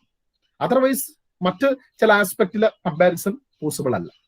അപ്പം ഈ ക്രിമിനൽ ലോയെയും ടോർട്ട് ലോയെയും നമ്മൾ കമ്പയർ ചെയ്യുമ്പോൾ, അല്ലെങ്കിൽ മറ്റെന്തിനേയും ടോർട്ട് ലോ ആയിട്ട് കമ്പയർ ചെയ്യുമ്പോൾ ഉപയോഗിക്കുന്ന ക്രൈറ്റീരിയയാണ് ഞാൻ എക്സ്ട്രീം ലെഫ്റ്റ് കോളത്തിൽ കൊടുത്തിരിക്കുന്നത്. പിന്നെ ആ കമ്പാരിസന്റെ അടിസ്ഥാനത്തിൽ എന്ത് ഡിഫറൻസ് ആണ് ഇതിന് രണ്ടിനുള്ളത് എന്നുള്ളതാണ് നെക്സ്റ്റ് 2 കോളത്തിൽ കൊടുത്തിരിക്കുന്നത്. If you look at seriousness എന്ന് പറയുന്ന ഒരു ആസ്പെക്ട് എടുത്തു കഴിഞ്ഞാൽ എങ്ങനെയാണ് ഈ റോങ്ങിനെ സമൂഹം നോക്കിക്കാണുന്നത്? Whether tort is considered to be serious or whether criminal law is considered to be serious. അത് റിലേറ്റീവ് ആണ്. രണ്ടും കമ്പയർ ചെയ്തിട്ട് ഏതിനാണ് കൂടുതൽ സീരിയസ്നെസ്, ഏതാണ് ലെസ് സീരിയസ്നെസ് എന്നുള്ളൊരു ക്രൈറ്റീരിയ ആണ്. അതിന്റെ അടിസ്ഥാനത്തിൽ tort is considered to be less serious private wrongs. അപ്പോൾ സീരിയസ്നെസ് കുറവുള്ള പ്രൈവറ്റ് റോങ്ങുകളായിട്ടാണ് ടോർട്ടിനെ നമ്മൾ കൺസീവ് ചെയ്യുന്നത്. അത് ലെസ് സീരിയസ് ആയതുകൊണ്ടാണ് അത് പ്രൈവറ്റ് റോങ്ങിന്റെ കാറ്റഗറിയിൽ പെടുത്തുന്നത്. പക്ഷെ crime is considered to be more serious public wrong. അത് മോർ സീരിയസ് ആയതുകൊണ്ടാണ് അത് പബ്ലിക് റോങ്ങിന്റെ കാറ്റഗറിയിൽ പെടുത്തുന്നത്. ഇനി രണ്ടാമത്തെ എന്താണ്? എന്ത് പ്രൊസീജിയേഴ്സ് ആണ് ഈ ടോർട്ട് ലോയിൽ ഉപയോഗിക്കുന്നത് അല്ലെങ്കിൽ ക്രിമിനൽ ലോയിൽ ഉപയോഗിക്കുന്നത്? സിവിൽ പ്രൊസീജിയേഴ്സ് ആണ്. ക്രിമിനൽ ലോയിൽ ക്രിമിനൽ പ്രൊസീജിയേഴ്സ് ആണ്. നിങ്ങൾക്ക് അറിയാവുന്നതുകൊണ്ടാണ് ഞാനത് എഴുതാത്തത് specifically. But you must understand, civil procedure is determined by civil procedure code and criminal procedures is determined by criminal procedure code. അപ്പൊ രണ്ടും 2 സ്റ്റാറ്റ്യൂട്ട്സിനാലാണ് ഗവേൺ ചെയ്യുന്നത്. 2 സെറ്റ് ഓഫ് പ്രൊസീജിയേഴ്സ് ആണ്. അതിനകത്ത് എടുക്കേണ്ട ഓരോ സ്റ്റെപ്സും ഡിഫറെന്റ് ആണ്. ഒരു കോമൺ പാറ്റേൺ നിങ്ങൾക്ക് കാണാമെങ്കിലും സ്പെസിഫിക്കലി ദർ ആർ ഡിഫറൻസസ്. മൂന്നാമത്തത് ഫോറമാണ്. ഏത് ഫോറത്തിലാണ് ഈ ഡിസ്പ്യൂട്ട് സെറ്റിൽമെന്റ് നടത്തേണ്ടത് അല്ലെങ്കിൽ ഡിസിഷൻ എടുക്കേണ്ടത്? അത് ടോർട്ടിന്റെ കേസിൽ സിവിൽ കോർട്ടാണ്. മറ്റേത് നിങ്ങൾക്കറിയാം ക്രിമിനൽ കോർട്ടാണ്. എന്താണ് റെമഡി? അടുത്ത criteria, what remedy is provide. ടോർട്ടിനകത്ത് പ്രധാനപ്പെട്ട റെമഡി ഡാമേജസ് ആണ്. ഡാമേജസ് മാത്രമല്ല, വേറെ റെമഡീസ് ഉണ്ട് that will discuss subsequently on some other occasion. പക്ഷെ ക്രിമിനൽ ലോക്കകത്തത് ഡെത്ത് പെനാൽറ്റി അല്ലെങ്കിൽ ഇംപ്രിസൺമെന്റ് അല്ലെങ്കിൽ ഫൈൻ, ഫോർക്ലോഷർ എക്സെട്ര. അപ്പോൾ in terms of all these criterias it differs. പിന്നെ ടോർട്ട് കമ്മിറ്റ് ചെയ്യുന്ന ഒരു പേഴ്സണെ we call him tortfeasor. Crime commit ചെയ്യുന്ന ഒരാളെ നമ്മൾ ഒഫൻഡർ അല്ലെങ്കിൽ ക്രിമിനൽ എന്നാണ് വിളിക്കുന്നത്. ടോർട്ട് കമ്മിറ്റ് ചെയ്യുന്ന ഒരാളെ റോങ് ഡൂവർ എന്നും വിളിക്കാം. ഒരു ടെക്നിക്കൽ ടൈം എന്ന് പറയുന്നത് ടോർട്ട് ഫീസർ ആണ്. There are different types of tortfeasors. Independent ടോർട്ട് ഫീസറും ജോയിന്റ് ടോർട്ട് ഫീസേഴ്സും ഉണ്ട്. അത് that will be discussing on liability. പിന്നെ സെറ്റിൽമെന്റബിലിറ്റി, ഞാൻ ഉപയോഗിക്കുന്ന ഒരു ടൈമാണ്. ഇങ്ങനെ ഒരു ടൈം ഉണ്ടോ എന്ന് എനിക്കറിയത്തില്ല. Settlementability means the possibility for settling the dispute out of court. കോടതിക്ക് പുറത്ത് ഈ ഡിസ്പ്യൂട്ട് സെറ്റിൽ ചെയ്യാനുള്ള അതിന്റെ എബിലിറ്റി അല്ലെങ്കിൽ permissibility. In terms of settlementability you can say that tort is compoundable. ഒരു ടോർട്ട് കമ്മിറ്റ് ചെയ്ത് കഴിഞ്ഞാൽ out of court settlement possible ആണ്. പക്ഷെ ക്രിമിനൽ ലോക്കകത്ത് ഭൂരിപക്ഷം ക്രിമിനൽ കേസുകളിലും ഈ കോമ്പൗണ്ടബിൾ നേച്ചർ ഇല്ല. പക്ഷെ there are few crimes which is compoundable. മനസ്സിലായല്ലോ? ഈ ഒരു സ്കീം മനസ്സിലായല്ലോ?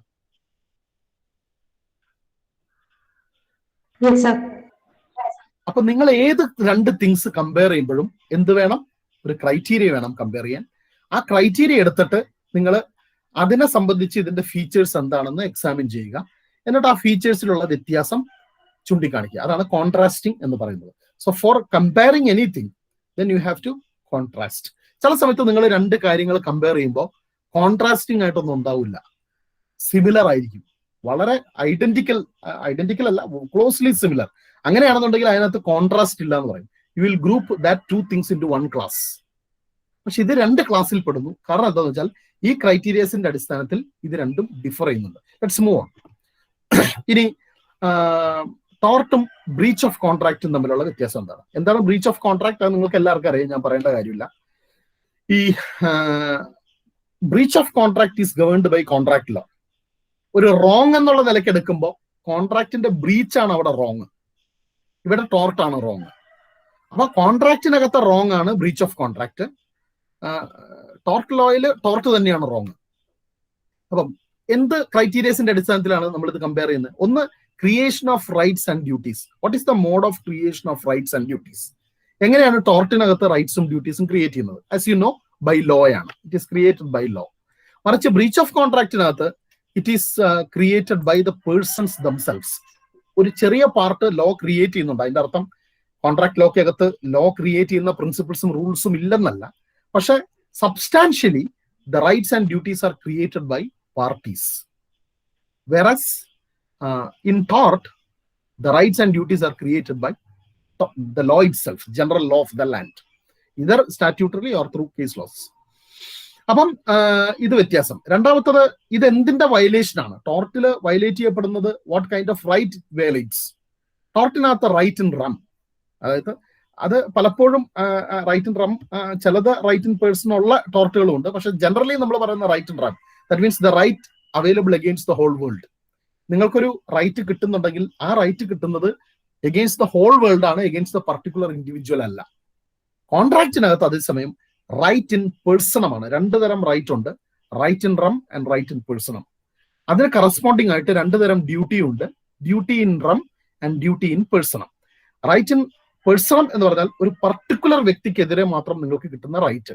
റൈറ്റ് ഇൻ റം മീൻസ് ഏതെങ്കിലും ഒരു പർട്ടിക്കുലർ വ്യക്തിക്കെതിരെയല്ല, മൊത്തത്തിൽ നിങ്ങൾക്ക് against the public at large നിങ്ങൾക്ക് കിട്ടുന്ന റൈറ്റ്. ഡ്യൂട്ടിയും അതുപോലെ തന്നെ. ഡ്യൂട്ടി ഇൻ റം എന്ന് പറഞ്ഞാൽ എഗെയിൻസ്റ്റ് എ പർട്ടിക്കുലർ പേഴ്സൺ നിങ്ങൾക്കുള്ള ഡ്യൂട്ടി.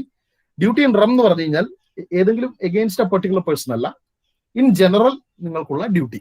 അപ്പൊ ഇതിനകത്ത് റൈറ്റ് ഇൻ പേഴ്സണമാണ് കോൺട്രാക്റ്റിനകത്ത് വരുന്നതെങ്കിൽ റൈറ്റ് ഇൻ റം ആണ് ടോർട്ടിനകത്ത് വരുന്നത്. ഇനി എന്താണ് ഇതിന്റെ അടിസ്ഥാനം? ടോർട്ട് ലോയുടെ അടിസ്ഥാനം എന്താണ്? Why it is tort? Because it is a breach of a duty. അവിടെ ഒരു ഡ്യൂട്ടി, നിയമം ഇംപ്യൂസ് ചെയ്യുന്ന ഡ്യൂട്ടി ബ്രീച്ച് ചെയ്യപ്പെടുന്നു എന്നതിന്റെ അടിസ്ഥാനത്തിലാണ് ടോർട്ടായി മാറുന്നത്. ബ്രീച്ച് ഓഫ് കോൺട്രാക്റ്റിനകത്ത് എന്തുകൊണ്ടാണ് നിങ്ങൾക്ക് സ്യൂ ചെയ്യാൻ പറ്റുന്നതെന്ന് പറഞ്ഞാൽ there is a breach of a privity of contract.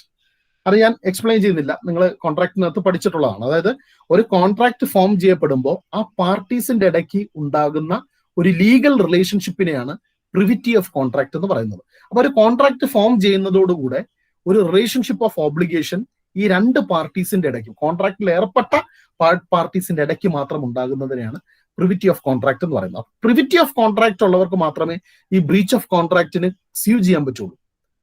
If they do not have a privity of contract relationship, then he cannot contract. അതാണ് സ്ട്രേഞ്ചർ എന്ന് പറയുന്നത്. He's a stranger to a contract.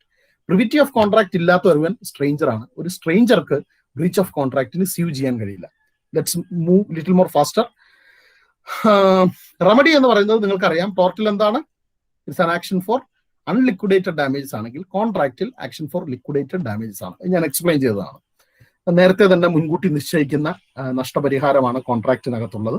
അപ്പോൾ these are the things. ഇനി ഞാൻ രണ്ടെണ്ണം വെറുതെ വിട്ടതാണ്. അത് വേറൊന്നുമല്ല, that you have to do. Sorry,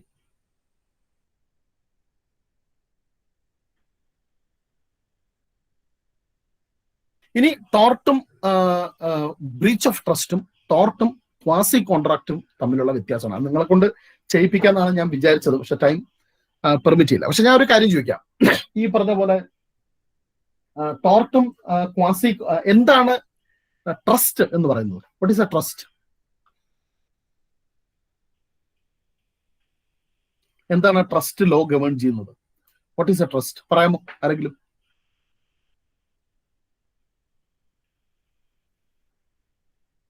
hello,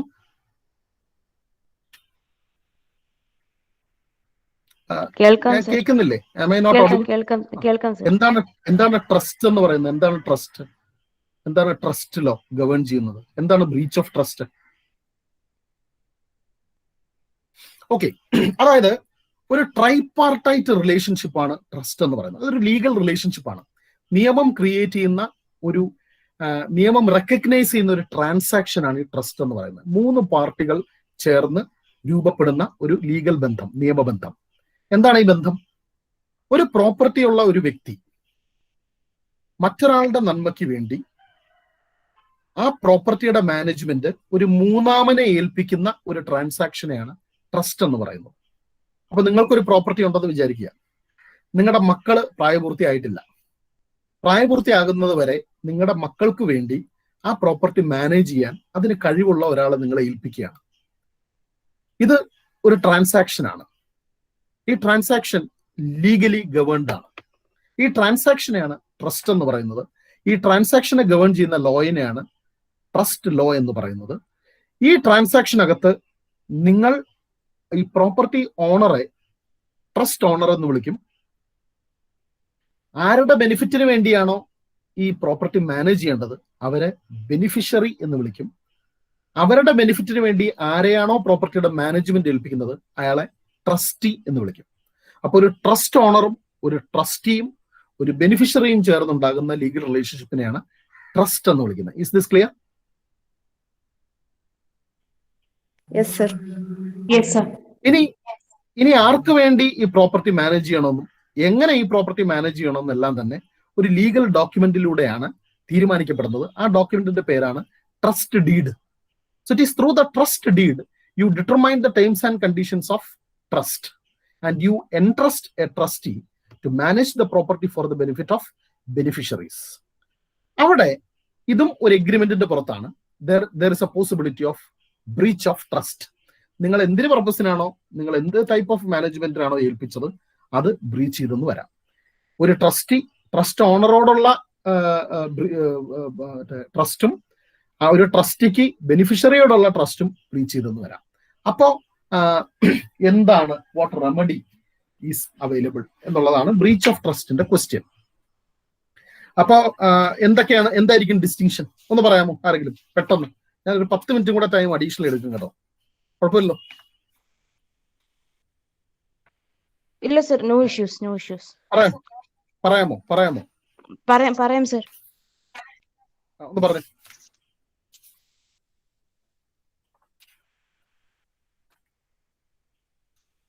difference ഒന്ന് പറഞ്ഞു, ഒന്ന് ആലോചിച്ച് പറഞ്ഞു.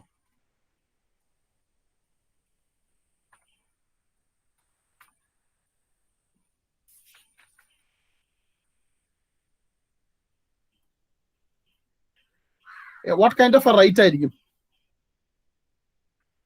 ഞാൻ ക്രൈറ്റീരിയ തരാം. റൈറ്റ് ഇൻ റം ആണോ റൈറ്റ് ഇൻ പേഴ്സൺ ആണോ?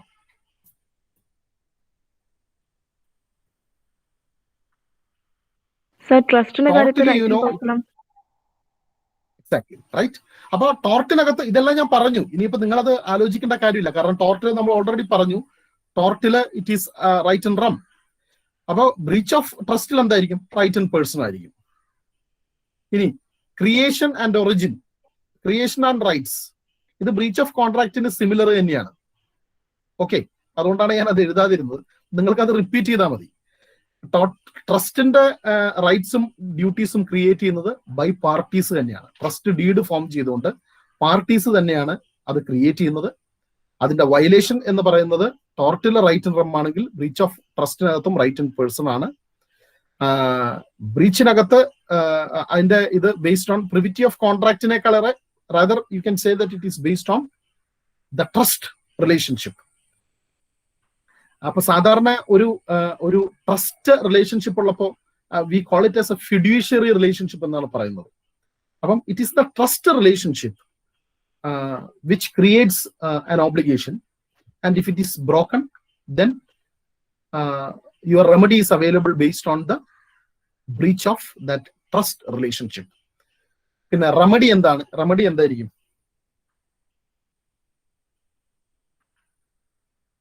ഇവിടെയും സാധാരണഗതിയിൽ ബ്രീച്ച് ഓഫ് ഞാൻ പറഞ്ഞല്ലോ കോൺട്രാക്റ്റിന്റെ സിമിലർ തന്നെയാണ്. ബ്രീച്ച് ഓഫ് ട്രസ്റ്റിനകത്ത് റെമഡി ലിക്വിഡേറ്റഡ് ഡാമേജസ് തന്നെയായിരിക്കും. So that you can repeat whatever you can identify in breach of contract along with breach of trust. Is it clear? Yes, sir. Yes, sir. എന്താണ് അടുത്ത ഒരു category എന്ന് പറയുന്നത് quasi contract ആണ്. അതോടുകൂടെ നമുക്ക് ആ കോൺട്രാസ്റ്റും കൂടെ നിർത്തി എന്നിട്ട് അതിൽ കം ടു ദ കൺക്ലൂഷൻ. എന്താണ് ക്വാസി കോൺട്രാക്ട് എന്ന് പറഞ്ഞാൽ? What is A quasi contract? It has a nature of contract but is not been like created as a part of an agreement. Exactly. അതായത് ഒരു ട്രാൻസാക്ഷൻ ബിറ്റ്വീൻ ടു പാർട്ടീസ്, രണ്ട് പാർട്ടികൾ തമ്മിൽ ഉണ്ടാവുന്ന ഒരു റിലേഷൻഷിപ്പ് ആണ് ഈ ട്രാൻസാക്ഷൻ എന്ന് പറയുന്നത്. അപ്പൊ രണ്ട് പാർട്ടികൾ തമ്മിൽ ഒരു ട്രാൻസാക്ഷൻ നടന്നു, ഒരു ആക്റ്റും റിയാക്ഷനും നടന്നു. പക്ഷെ അത് നടന്നത് not as a part of an agreement. എന്തെങ്കിലും ഒരു സ്പെസിഫിക് എഗ്രിമെന്റിന്റെ ഫലമായിട്ടല്ല. ഫോർ എക്സാമ്പിൾ, നിങ്ങളുടെ ഒരു പാൽക്കാരനാണെന്ന് വിചാരിക്കുക. നിങ്ങൾ തൊട്ടപ്പുറത്തിടേണ്ട പാല് തെറ്റി വേറൊരു വീട്ടിൽ കൊണ്ടിട്ടു. അയാൾ ആ പാല് മുഴുവൻ കുടിച്ചു തീർത്തു. അപ്പൊ എന്ത് സംഭവിച്ചു?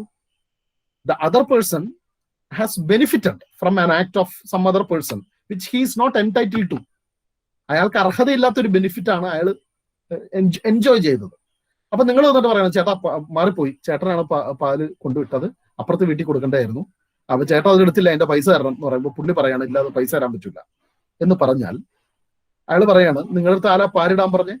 നമ്മൾ തമ്മിൽ ഒരു കോൺട്രാക്റ്റും ഇല്ലല്ലോ, നിങ്ങളെ പാലിടാൻ ഞാൻ ഏൽപ്പിച്ചിട്ടുമില്ല, I don't have any obligation to give you money എന്ന് പറഞ്ഞാൽ law will create a fiction. നിങ്ങൾക്കറിയാം, നിയമം ഫിക്ഷൻ ഉപയോഗിച്ചുകൊണ്ട് ഓപ്പറേറ്റ് ചെയ്യുന്ന ഒന്നും കൂടെയാണ്. ആ ലോ ക്രിയേറ്റ് ചെയ്യുന്ന ഒരു ഫിക്ഷൻ ആണ് ഈ ക്വാസി കോൺട്രാക്ട് റിലേഷൻഷിപ്പ് എന്ന് പറയുന്നത്.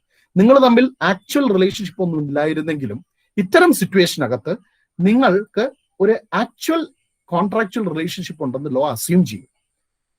As A matter of fact there is A deemed contract.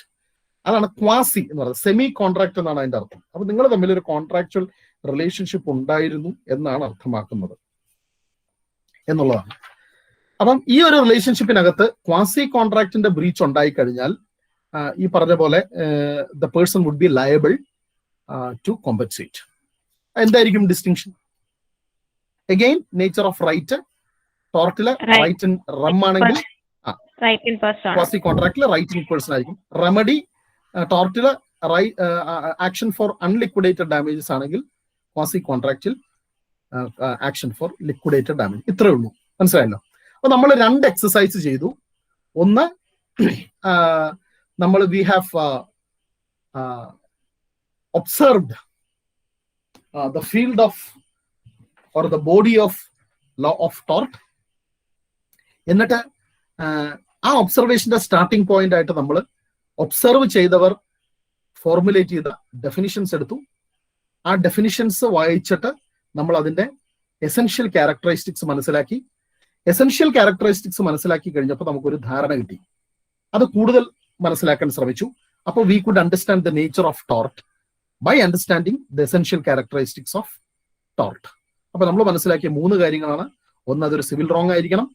2, അത് breach of a duty primarily fixed by law ആയിരിക്കണം. 3, അതിന്റെ റെമഡി എന്ന് പറയുന്നത് ആക്ഷൻ ഫോർ അൺലിക്വിഡേറ്റഡ് ഡാമേജസ് ആയിരിക്കണം. അങ്ങനെ ജനറൽ ആക്കിയിട്ട് മനസ്സിലായതിനു ശേഷം നമ്മൾ സിമിലർ ആയിട്ടുള്ള തിങ്സുമായിട്ട് ടോർട്ടിനെ കോൺട്രാസ്റ്റ് ചെയ്തു. അപ്പൊ കുറച്ചും കൂടെ ഫർദർ ആയിട്ട് നമുക്ക് മനസ്സിലായി. So we could understand that it is created by law and it creates a duty in rem, it creates a right in rem, and the forum used is civil court and the procedures used is civil procedures and the remedy available is action for unliquidated damages. കുറച്ചും കൂടെ detailed ആയിട്ട് നമുക്ക് ടോർട്ടിനെ distinguish ചെയ്യാൻ കഴിഞ്ഞു. Is it not? Yes, sir. Yes, sir. So what is the conclusion? In conclusion, we understand the nature of a tort by a process of elimination first. അപ്പോൾ നമ്മൾ ആദ്യം ഒരു സിറ്റുവേഷൻ നമ്മുടെ മുമ്പിൽ വരുമ്പോൾ നമ്മളൊരു എലിമിനേഷൻ പ്രോസസ്സിലൂടെ നാരോ ഡൗൺ ചെയ്യും. ഒരാളൊരു കത്തിക്കുത്ത് നടത്തി ആ കേസുമായിട്ട് നമ്മുടെ മുമ്പിൽ വരികയാണ്. അപ്പൊ നമ്മൾ ഇത് ടോർട്ടാണോ അല്ലയോ എന്നെങ്ങനെ തീരുമാനിക്കും? നമ്മൾ ആദ്യം ചോദിക്കുന്നത്, നമ്മൾ ആദ്യം മനസ്സിലാക്കുന്നത്, ഇവൻ വന്നിരിക്കുന്ന ആ സിറ്റുവേഷൻ, ഇവൻ പ്ലേസ് ചെയ്യപ്പെട്ടിരിക്കുന്ന ഒരു സിറ്റുവേഷൻ ഒരു ക്രിമിനൽ റോങ് ആണോ സിവിൽ റോങ് ആണോ എന്ന് ചോദിക്കും. അപ്പൊ നിങ്ങൾക്ക് ഇതിനെക്കുറിച്ചുള്ള ഒരു ഏകദേശ ധാരണ ഇല്ലെങ്കിൽ ഇത് കണ്ടെത്താൻ കഴിയില്ല. അപ്പൊ you must have a general idea as to what is the meaning of criminal wrong and civil wrong. അപ്പൊ നമ്മൾ പറഞ്ഞു, സിവിൽ റോങ് എന്ന് പറയുന്നത് ഒരു ഇൻഡിവിജ്വലിന് മറ്റൊരു ഇൻഡിവിജ്വലിനോടുള്ള ഒബ്ലിഗേഷൻ ആണ്. ഇത് നിങ്ങളുടെ legal training and legal advanced legal knowledge will provide you at least some presupposition or ability to suppose or ability to guess to which category this belongs എന്നുള്ളതാണ്. അപ്പൊ ഒരു എലിമിനേഷൻ നടത്തും. നിങ്ങൾ എന്ത് പറയും? ഓക്കെ, ഇതൊരു ക്രിമിനൽ റോങ് ആണ്, അതോടുകൂടെ തന്നെ അത് സിവിൽ റോങ് അല്ലാതായി, ഇറ്റ് ഈസ് നോട്ട് ടോർട്ട്. ഇനി തിരിച്ചാണെങ്കിലോ, if it is a civil wrong, then further you need to ask to which categories it belongs. എന്ന് പറഞ്ഞാൽ നമ്മളിപ്പോ ഈ ഡിസ്റ്റിംഗ്വിഷ് ചെയ്ത ബാക്കിയെല്ലാം, ക്രിമിനൽ ലോ ഒഴികെ ബാക്കിയെല്ലാം സിവിൽ റോങ് തന്നെയാണ്. Breach of contract is also a civil wrong. Breach of trust is also a civil wrong. Breach of quasi contract is also a civil wrong. കാരണം ട്രസ്റ്റും ക്വാസി കോൺട്രാക്റ്റും ടോർട്ടും അല്ല കോൺട്രാക്റ്റും breach of contract എല്ലാം തന്നെ ഒരു individual മറ്റൊരു ഇൻഡിവിജ്വലിനെതിരെ നടത്തുന്ന ഒരു private wrong ആണ്. അപ്പൊ അതെല്ലാം തന്നെ സിവിൽ റോങ്ങുകളിൽ പെടും. അപ്പൊ അടുത്ത ചോദ്യം ഇതാണ്, സിവിൽ റോങ് ആണെങ്കിൽ അടുത്ത ചോദ്യം ഇത് ബ്രീച്ച് ഓഫ് കോൺട്രാക്ട് ആണോ, ബ്രീച്ച് ഓഫ് ട്രസ്റ്റ് ആണോ, ബ്രീച്ച് ഓഫ് ക്വാസി കോൺട്രാക്ട് ആണോ എന്നാണ്. അതിലാണെങ്കിൽ തീർന്നു, അത് ടോർട്ട് അല്ല.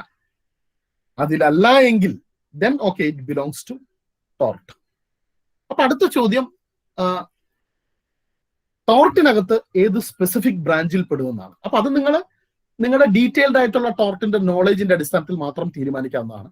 But at least you can decide that this dispute belongs to the field called law of tort. Is it clear? Yes, sir.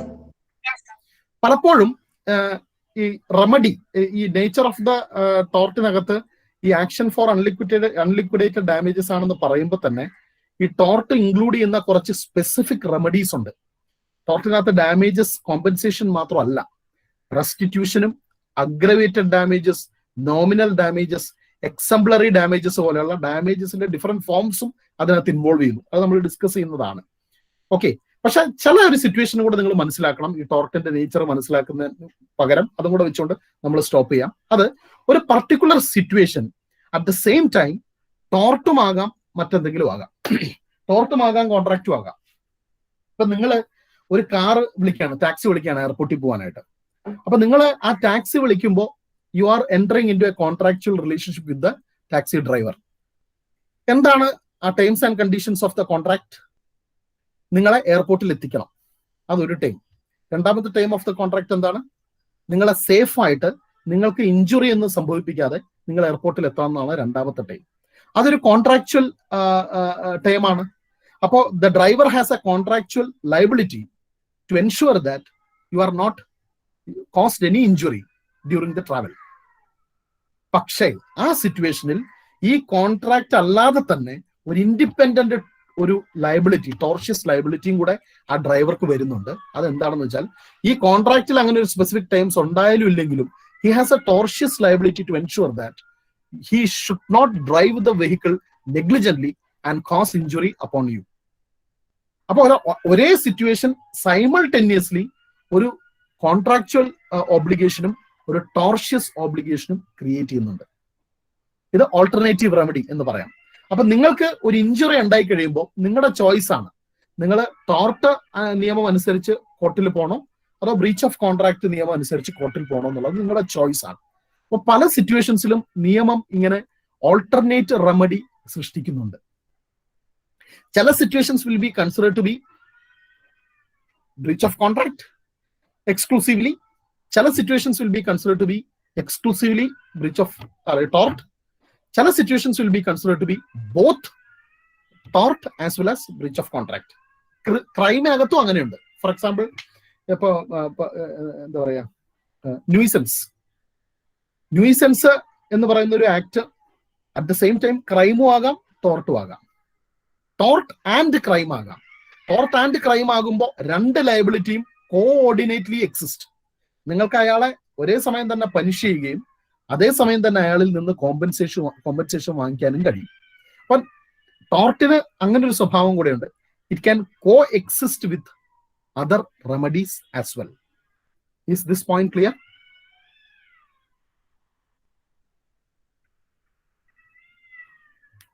Hello? Yes, sir. അപ്പോൾ നമ്മൾ ഇന്ന് discuss ചെയ്തത്, with this I M stopping.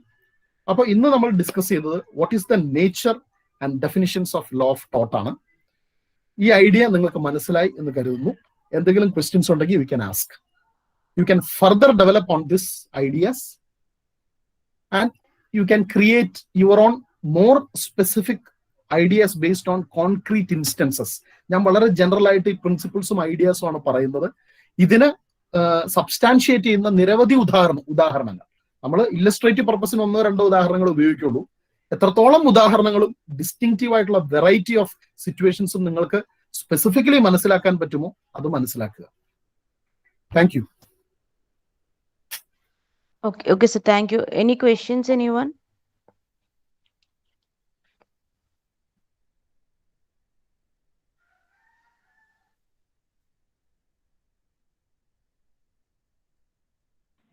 So law of തോട്ടും law of തോട്ട്സും ഒന്നുകൂടെ ഒന്ന് explain ചെയ്തിട്ടുണ്ടെങ്കിൽ ഉപകാരമായി. അതായത് ഇത് ഇപ്പൊ അത് യഥാർത്ഥത്തിൽ നമ്മളെ ലയബിലിറ്റിയുടെ ക്വസ്റ്റ്യൻ വരുമ്പോൾ നമ്മൾ ഫർദർ അതിനകത്ത് പോകും. പക്ഷെ ചോദിച്ചുകൊണ്ട് ഒന്നും കൂടെ പറയാം. അതായത് ഒരു ചോദ്യം എന്ന് പറയുന്നത് ഈ ഫീൽഡിനെ കുറിച്ചാണ്. അതായത് ലോ ഓഫ് ടോർട്ട് എന്ന് പറയുന്നത് വളരെ എക്സ്റ്റെൻസീവ് ആയിട്ടുള്ള ഒരു ഫീൽഡ് ആണോ അതൊരു ക്ലോസ് ഫീൽഡ് ആണോ എന്നുള്ളതാണ് ചോദ്യം. ക്ലോസ് ഫീൽഡ് എന്ന് പറഞ്ഞാൽ എന്താണ്? വളരെ സ്പെസിഫിക് ആയിട്ടുള്ള ഒരു കൂട്ടം ഓൾറെഡി പ്രീ ഡിറ്റർമൈൻഡ് ടോർട്ടുകൾ ഉണ്ട്. ആ കാറ്റഗറി പെടുന്നതാണെങ്കിൽ ഒരു ഡിസ്പ്യൂട്ട് അല്ലെങ്കിൽ ഒരു ഇഞ്ചുറിയ കേസ് ടോർട്ടാകും. ആ കാറ്റഗറി പെടുന്നില്ലെങ്കിൽ ആവില്ല. ഒരു ഉദാഹരണം പറയാം. 5 തരം ടോർട്ടുകൾ ഉണ്ടെന്ന് വിചാരിക്കുക റെക്കഗ്നൈസ്ഡ് ആയിട്ട്: trespass, defamation, nuisance, assault, battery. ഇങ്ങനെ ഒരു 5 റൂളുകൾ പ്രകാരം 5 ടോർട്ടുകൾ നിശ്ചയിക്കപ്പെട്ടിട്ടുണ്ട്. ഓരോന്നും സ്പെസിഫിക് റൂളുകളാണ്. ഒന്ന്, ട്രസ്പാസ് ആവുന്നത് there is a rule which say that no person shall enter the land of another without the permission of another. Defamation, another rule which say that no person shall lower down the good name of a person by making false untrue statements. ഞാൻ ഉദാഹരണം പറയുന്നുള്ളൂ. അങ്ങനെ 2 specific rules. ഈ 2 റൂളും 2 റൂളാണ്, separate റൂളാണ്. ഈ 2 റൂളുകൾ exist ചെയ്യുന്നതുകൊണ്ട് നിങ്ങൾ പത്രത്തിലൂടെയോ ഒരു മറ്റേ മാസികയിലൂടെയോ അല്ലെങ്കിൽ നിങ്ങളൊരു മറ്റേ ഓൺലൈൻ ആയിട്ടോ നിങ്ങൾ ഒരാളുടെ പേര് അൺട്രൂ ആയിട്ടുള്ള സ്റ്റേറ്റ്മെന്റ് പബ്ലിഷ് ചെയ്തുകൊണ്ട് നിങ്ങൾ അത് ലോവർ ചെയ്തു കഴിഞ്ഞാൽ then you are liable for defamation. Why you are liable? Because there is a second rule in the branch which makes you liable. Clear ആയോ? Yes sir. നിങ്ങളൊരു വ്യക്തിയുടെ വീട്ടിൽ അയാളുടെ പെർമിഷൻ ഇല്ലാതെ അതിക്രമിച്ച് കയറിയാൽ you are liable. Why you are liable? Because of first rule. അപ്പൊ ഈ 2 സ്പെസിഫിക് റൂൾ ഉള്ളത് കൊണ്ടാണ് നിങ്ങൾ ലയബിൾ ആയത്. അപ്പൊ ഒരു ചോദ്യം ചോദിക്കുകയാണ്. അപ്പൊ നിങ്ങൾ ഒരു വ്യക്തിയെ അയാള് ഒരു കോൺട്രാക്ടറാണ്. അയാൾ ഒരാളെ എംപ്ലോയ് ചെയ്തു. മിടുക്കനായുള്ള ഒരു ജോലിക്കാരൻ. അയാള് എംപ്ലോയ് ചെയ്തപ്പോൾ നിങ്ങൾ അയാളെ പറഞ്ഞ് വശത്താക്കി അയാളുടെ കമ്പനിയിൽ നിന്ന് ചാടിച്ച് നിങ്ങളുടെ കമ്പനിയിൽ കൊണ്ട് ജോയിൻ ചെയ്യിപ്പിച്ചു. നിങ്ങൾക്കെതിരെ ആ കമ്പനിക്കാരൻ കേസ് കൊടുത്തു. നിങ്ങളെ ലയബിൾ ആക്കാൻ പറ്റുമോ?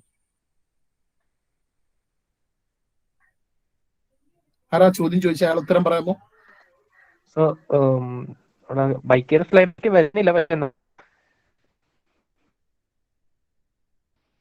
ഇല്ല, ഞാൻ വളരെ ക്ലിയർ ആയിട്ടാണ് പറഞ്ഞത്. 5 റൂൾസേ ഉള്ളൂ law of ടോർട്ടിൽ.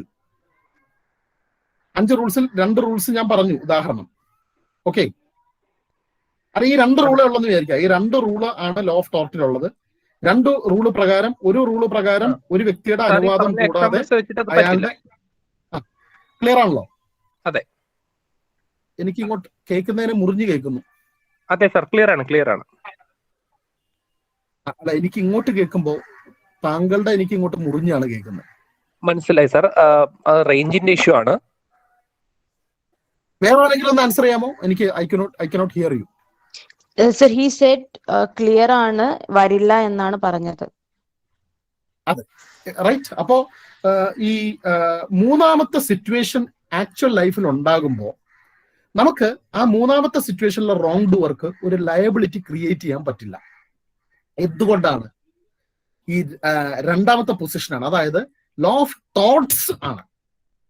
1 torque, 2 torque, 3 torque, അങ്ങനെ ഓരോ ടോർട്ടിനെയും ഗവേൺ ചെയ്യുന്ന പ്രിൻസിപ്പിൾസിന്റെ ഒരു കൂട്ടം മാത്രമാണ് ലോ ഓഫ് ടോർട്ട്. നമ്മളെ ഇൻട്രൊഡക്ഷനിലെ ജൂറിസ്പ്രുഡൻസിലാണെന്ന് തോന്നുന്നു നമ്മൾ പഠിച്ചിരുന്നു.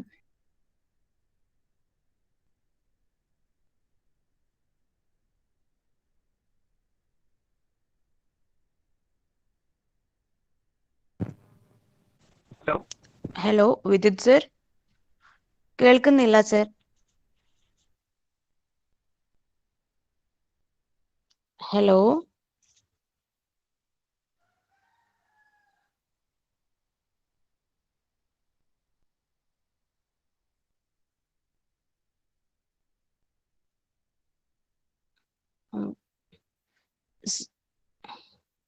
കണക്ടിവിറ്റി ഇഷ്യൂ ആണെന്ന് തോന്നുന്നു. അതെ.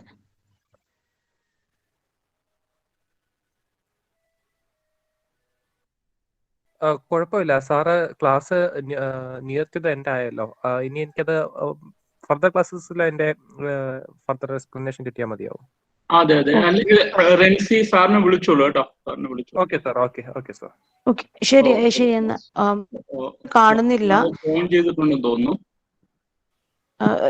എന്നാ വൈൻഡ് അപ്പ് ചെയ്തോട്ടെ സാർ എന്നാലും സഫി സാർ. അതെ അതെ. Okay okay thank you every one. നമുക്ക് ഇന്ന് ഈവനിങ് സാർ വന്നു. ഓക്കെ സാർ, കണ്ടിന്യൂ ചെയ്തോളൂ. ഞാൻ ഒരു 2 മിനിറ്റ് എടുക്കുള്ളൂ. I just finish. ചോദിച്ച സ്ഥിതിക്ക് ഞാനൊന്ന് ഫിനിഷ് ചെയ്തേക്കാം. എല്ലാവരും ഔട്ട് ആയില്ല എന്ന് കരുതുന്നു. ഓക്കെ, അപ്പം പറഞ്ഞത് ഇതാണ്, ഈ 2 റൂളുകളെ ഉള്ളൂ എങ്കിൽ ഒരു 3ാമത്തെ കാറ്റഗറി നിങ്ങൾക്ക് ഒരു സിറ്റുവേഷൻ ഉണ്ടാകുമ്പോൾ അതിനെ നിങ്ങൾക്ക് അക്കോമഡേറ്റ് ചെയ്യാൻ പറ്റില്ല, നിങ്ങൾക്ക് അതിനെ ഡിസൈഡ് ചെയ്യാൻ പറ്റില്ല. കാരണം എന്താണെന്ന് വെച്ച് കഴിഞ്ഞാൽ ഈ ബ്രാഞ്ച് ഓഫ് ലോക്കകത്ത് ഒരു കോമൺ ലയബിലിറ്റി പ്രിൻസിപ്പിൾ ഇല്ല. മറിച്ച് എന്താണുള്ളത്, ഓരോ ടോർട്ടിനും സ്പെസിഫിക് ആയിട്ട് സ്പെസിഫിക് പ്രിൻസിപ്പിൾസും റൂൾസും ആണ് ഉള്ളത്. മനസ്സിലായോ? ഇപ്പോ ട്രസ്പാസിന് ഒരു റൂള്, ഡിഫാമേഷന് മറ്റൊരു റൂള്. അപ്പോ ഒരു കോമൺ ആയിട്ടുള്ള ഒരു പ്രിൻസിപ്പിൾ ഓഫ് ലയബിലിറ്റി ഇല്ലാത്തത് കൊണ്ട് ഈ 3ാമത്തെ സിറ്റുവേഷനെ നമുക്ക് ഡിസൈഡ് ചെയ്യാൻ പറ്റില്ല. You cannot consider it to be a tort, because അത്തരം സിറ്റുവേഷനിൽ അയാൾക്ക് ലയബിലിറ്റി ക്രിയേറ്റ് ചെയ്യുന്ന ഒരു ജനറൽ പ്രിൻസിപ്പിളോ അല്ലെങ്കിൽ ഒരു സ്പെസിഫിക് റൂളോ നിലനിൽക്കുന്നില്ല. മറിച്ച് 2 സ്പെസിഫിക് റൂളുകളെ ഈ ബ്രാഞ്ചിലുള്ളൂ. ക്ലിയർ ആയോ? അപ്പൊ അതാണ് പറയുന്നത്, it is A law of thoughts എന്ന് പറയുന്ന ഓരോരോ ടോർട്ടുകൾ ഓരോന്നിനും ഓരോ ഡിസ്റ്റിങ്റ്റീവ് പ്രിൻസിപ്പിൾ റൂൾസ്. അങ്ങനെയുള്ള കുറെ, ഞാൻ പറയുന്ന കുറെ വിറകുകൾ, നമ്മൾ കുറെ ഒരു 10 വിറക് എടുത്തിട്ട് കെട്ടിവെക്കുന്ന പോലത്തെ ഒന്നാണ് ഈ ടോർട്ട് എന്നാ പറയുന്നത്. അതിനകത്ത് 10 വിറകേ ഉള്ളൂ. ഓരോ കൊള്ളി എടുത്ത് മാറ്റിക്കഴിഞ്ഞാൽ പിന്നെ ഇല്ല. മറിച്ച് ഒരു ജനറൽ പ്രിൻസിപ്പിൾ ഉണ്ടെങ്കിൽ എന്താണ്, അത് 10 കൊള്ളികളുടെ ഒരു ബണ്ടിലല്ല, മറിച്ച് അതൊരു വലിയ വളയമാണ്. എക്സ്പാൻഡ് ചെയ്യാനും ചുരുങ്ങാനും കഴിയുന്ന ഒരു വളയം. ആ വളയത്തിനകത്ത് നിങ്ങൾ 10 കൊള്ളികൾ വെച്ച് 11ാമത്തെ കൊള്ളി വെച്ചാലും ആ വളയം എക്സ്പാൻഡ് ചെയ്യും. Got the idea clear? ഈ വളയം എന്ന് പറയുന്നത് ഒരു ജനറൽ പ്രിൻസിപ്പിൾ ഓഫ് ലയബിലിറ്റിയാണ്. അപ്പം ലോ ഓഫ് ടോർട്ട് ആണെന്നുണ്ടെങ്കിൽ എന്താണ് ഉണ്ടാവുക, ഒരു ജനറൽ പ്രിൻസിപ്പിൾ ഓഫ് ലയബിലിറ്റി ഉണ്ട്, which is flexible to accommodate new situations, new novel situations that could be considered to be law of tort. ഇതിന് ഒരു തിയറിയും കൂടെ ഉണ്ട്, പിജിയൻ ഹോൾ തിയറി എന്ന് പറയും. അതായത് ലോ ഓഫ് ടോർട്ടിനകത്ത് കുറെ പിജിയൻ ഹോളുകളാണുള്ളത്. വെച്ചാൽ പ്രാവിന്റെ കൂട് കണ്ടിട്ടില്ലേ? പ്രാവിന്റെ കൂട്ടിൽ ഒരു 10 ഒരു ഹോൾ ഉണ്ടാവും. ആ ഹോളിൽ കൂടെ പ്രാവിന് മാത്രമേ കയറാൻ പറ്റുള്ളൂ. എന്ന് പറഞ്ഞാൽ ഒരു സ്പെസിഫിക് ആയിട്ടുള്ള ഒരു റൂൾ ഉണ്ടെങ്കിൽ ആ റൂളിനകത്ത് അക്കോമഡേറ്റ് ചെയ്യാൻ പറ്റുന്ന ഫാക്ച്വൽ സിറ്റുവേഷനെ മാത്രമേ ലോക്ക് ഡിസൈഡ് ചെയ്യാൻ പറ്റുള്ളൂ. വേറൊരു മറ്റേ പക്ഷി മയില് കയറാൻ വന്നു കഴിഞ്ഞാൽ മയിലിന് കയറാൻ പറ്റില്ല. മയിലിന് കയറാൻ പറ്റുന്ന വലിയ വേറെ ഓട്ടം ഉണ്ടാക്കേണ്ടി വരും. ആ ഓട്ടം ഉണ്ടാക്കാനുള്ള ഫ്ലെക്സിബിലിറ്റി കൂടിനില്ല. കൂടെ ആകെ 10 ഓട്ടം ഉണ്ടാക്കി വെച്ചിട്ടുണ്ട്. ഈ 10 ഓട്ടയിൽ കൂടെ 10 വ്യത്യസ്തമായ പ്രാവുകൾക്ക് കയറാം. Nothing else could come in. Is it clear? അതാണ് പിജിയൻ ഹോൾ തിയറി എന്ന് പറയും. Yes sir, clear. Okay, thank you. മറ്റെന്തെങ്കിലും ചോദ്യം ഉണ്ടെങ്കിൽ ചോദിക്കാം. Thank you sir. Thank you sir. Okay sir, നമുക്ക് വൈൻഡ് അപ്പ് ചെയ്യാൻ തോന്നുന്നു Vidyut sir. Fine, no problem. വേറെ ആർക്കും? സർ, ഒരു ചെറിയൊരു ഡൗട്ട് ചോദിച്ചോട്ടെ സർ. ഇപ്പൊ ഓൾറെഡി ടോട്ടൽ ഇതുപോലെ സ്പെസിഫൈ ചെയ്തിട്ടില്ല, ഇപ്പോ ട്രസ്പാസ്, ഡിഫാമേഷൻ അങ്ങനെ പറഞ്ഞിട്ട്. അപ്പൊ അങ്ങനെ ഓൾറെഡി സ്പെസിഫൈ ചെയ്തിട്ടുള്ള ഹെഡിങ്സ് ഇല്ലേ സർ? അല്ല, അതുണ്ട്. പക്ഷെ ഇപ്പോഴത്തെ ഒരു ഇതെന്താന്ന് വെച്ച് കഴിഞ്ഞാൽ ടോർട്ടിൽ പലപ്പോഴും സംഭവിക്കുന്നത്, നമ്മൾ ഈ പ്രിൻസിപ്പിൾസ് ഓഫ് ലയബിലിറ്റി പഠിക്കുമ്പോൾ നമ്മളത് പഠിക്കും. അപ്പൊ ഞാനത് അപ്പോൾ ഡിസ്കസ് ചെയ്താൽ മതിയല്ലോ. പക്ഷെ ചോദിച്ച സ്ഥിതിക്ക് ഒരൊറ്റ കാര്യം ഞാൻ പറഞ്ഞേക്കാം. പല ടോർട്ടുകളും പുതിയ ടോർട്ടുകളാണ്. ഫോർ എക്സാമ്പിൾ, സ്ട്രിക്റ്റ് ലയബിലിറ്റി എന്ന് പറയുന്ന ഒരു ടോർട്ടുണ്ട്, അബ്സല്യൂട്ട് ലയബിലിറ്റിയുടെ കീഴിൽ വരുന്ന ടോർട്ടുകളുണ്ട്. ഇതെല്ലാം തന്നെ പുതിയ ടോർട്ടുകളാണ്. അപ്പം നമ്മളിപ്പോ ഈ സ്പെസിഫിക് ടോർട്ടുകളാണെന്ന് പറയുമ്പോൾ പോലും എന്താ പറയുന്നത്, സ്പെസിഫിക് റൂളുകളും പ്രിൻസിപ്പിൾസും കൊണ്ടുവരാനുള്ള പവർ കോമൺ ലോക്കകത്ത് കോമൺ ലോ കോടതികൾക്കുണ്ട്. പലപ്പോഴും കോടതി ഒരു ഫിക്ഷൻ എന്ന് പറയുന്ന ഇൻസ്ട്രുമെന്റ് ഉപയോഗിച്ചിട്ട് നിയമം ക്രിയേറ്റ് ചെയ്യുന്ന പ്രോസസ്സാണ് ടോർട്ടിനകത്ത് കാണുന്നത്. അപ്പൊ ടോർട്ട് എന്ന് പറയുന്നത് സാധാരണഗതിയിൽ ഈ ഫസ്റ്റ് അപ്രോച്ചാണ് എടുക്കുന്നത്. അതായത് ഒരു ജനറൽ പ്രിൻസിപ്പിൾ ഓഫ് ലയബിലിറ്റി ഉണ്ട്. ആ ജനറൽ പ്രിൻസിപ്പിൾ ഓഫ് ലയബിലിറ്റി ഉപയോഗിച്ചുകൊണ്ട് കൂടുതൽ സ്പെസിഫിക് ടോർട്ടുകളെ ക്രിയേറ്റ് ചെയ്യാവുന്ന വളരെ എക്സ്റ്റെൻസീവ് ആയിട്ടുള്ള ഫ്ലെക്സിബിൾ ആയിട്ടുള്ള ഫീൽഡാണ് ടോർട്ട് എന്നാണ് ഇപ്പോ അക്സെപ്റ്റഡ് ആയിട്ടുള്ള ഒരു position. Okay sir, thank you sir. ഈ ക്വസ്റ്റ്യൻസ് ഇല്ലെങ്കിൽ വൈൻഡ് അപ്പ് ചെയ്യാം. അപ് ടു യു, നിങ്ങളാണ് ചോദിക്കേണ്ടത്. അല്ല, ഞാൻ ചോദ്യമില്ലെങ്കിൽ സ്റ്റുഡൻസ് വിളിക്കാനല്ലേ. അതെ, അതെ. സൈലൻസ്, ഐ തിങ്ക് നമുക്ക് വൈൻഡ് അപ്പ് ചെയ്യാൻ തോന്നുന്നു sir. So thank you so much sir for joining us. ഇന്നത്തെ സെഷൻ ഭയങ്കര എൻലൈറ്റനിങ് ആയിരുന്നു. ആദ്യമായിട്ടാണ് ഞാൻ ടോട്ട്സിനെ ഈ പെർസ്പെക്റ്റീവിൽ കണ്ടു തുടങ്ങുന്നത്. Thank you so much for the class. Thank you everyone for joining. ഒരു അനൗൺസ്മെന്റ് ഉണ്ട്. നമുക്ക് ഇന്ന് 5 മണിക്ക് സെഷൻ ഉണ്ട്. കമ്പാരറ്റീവ് പബ്ലിക് ലോ ഉണ്ട്. ഓംബുഡ്സ്മാൻ ആണ് ഹാൻഡിൽ ചെയ്യുന്നത്. So please make sure to join at 5 o'clock today. Thank you everyone. Thank you, sir. Thank you.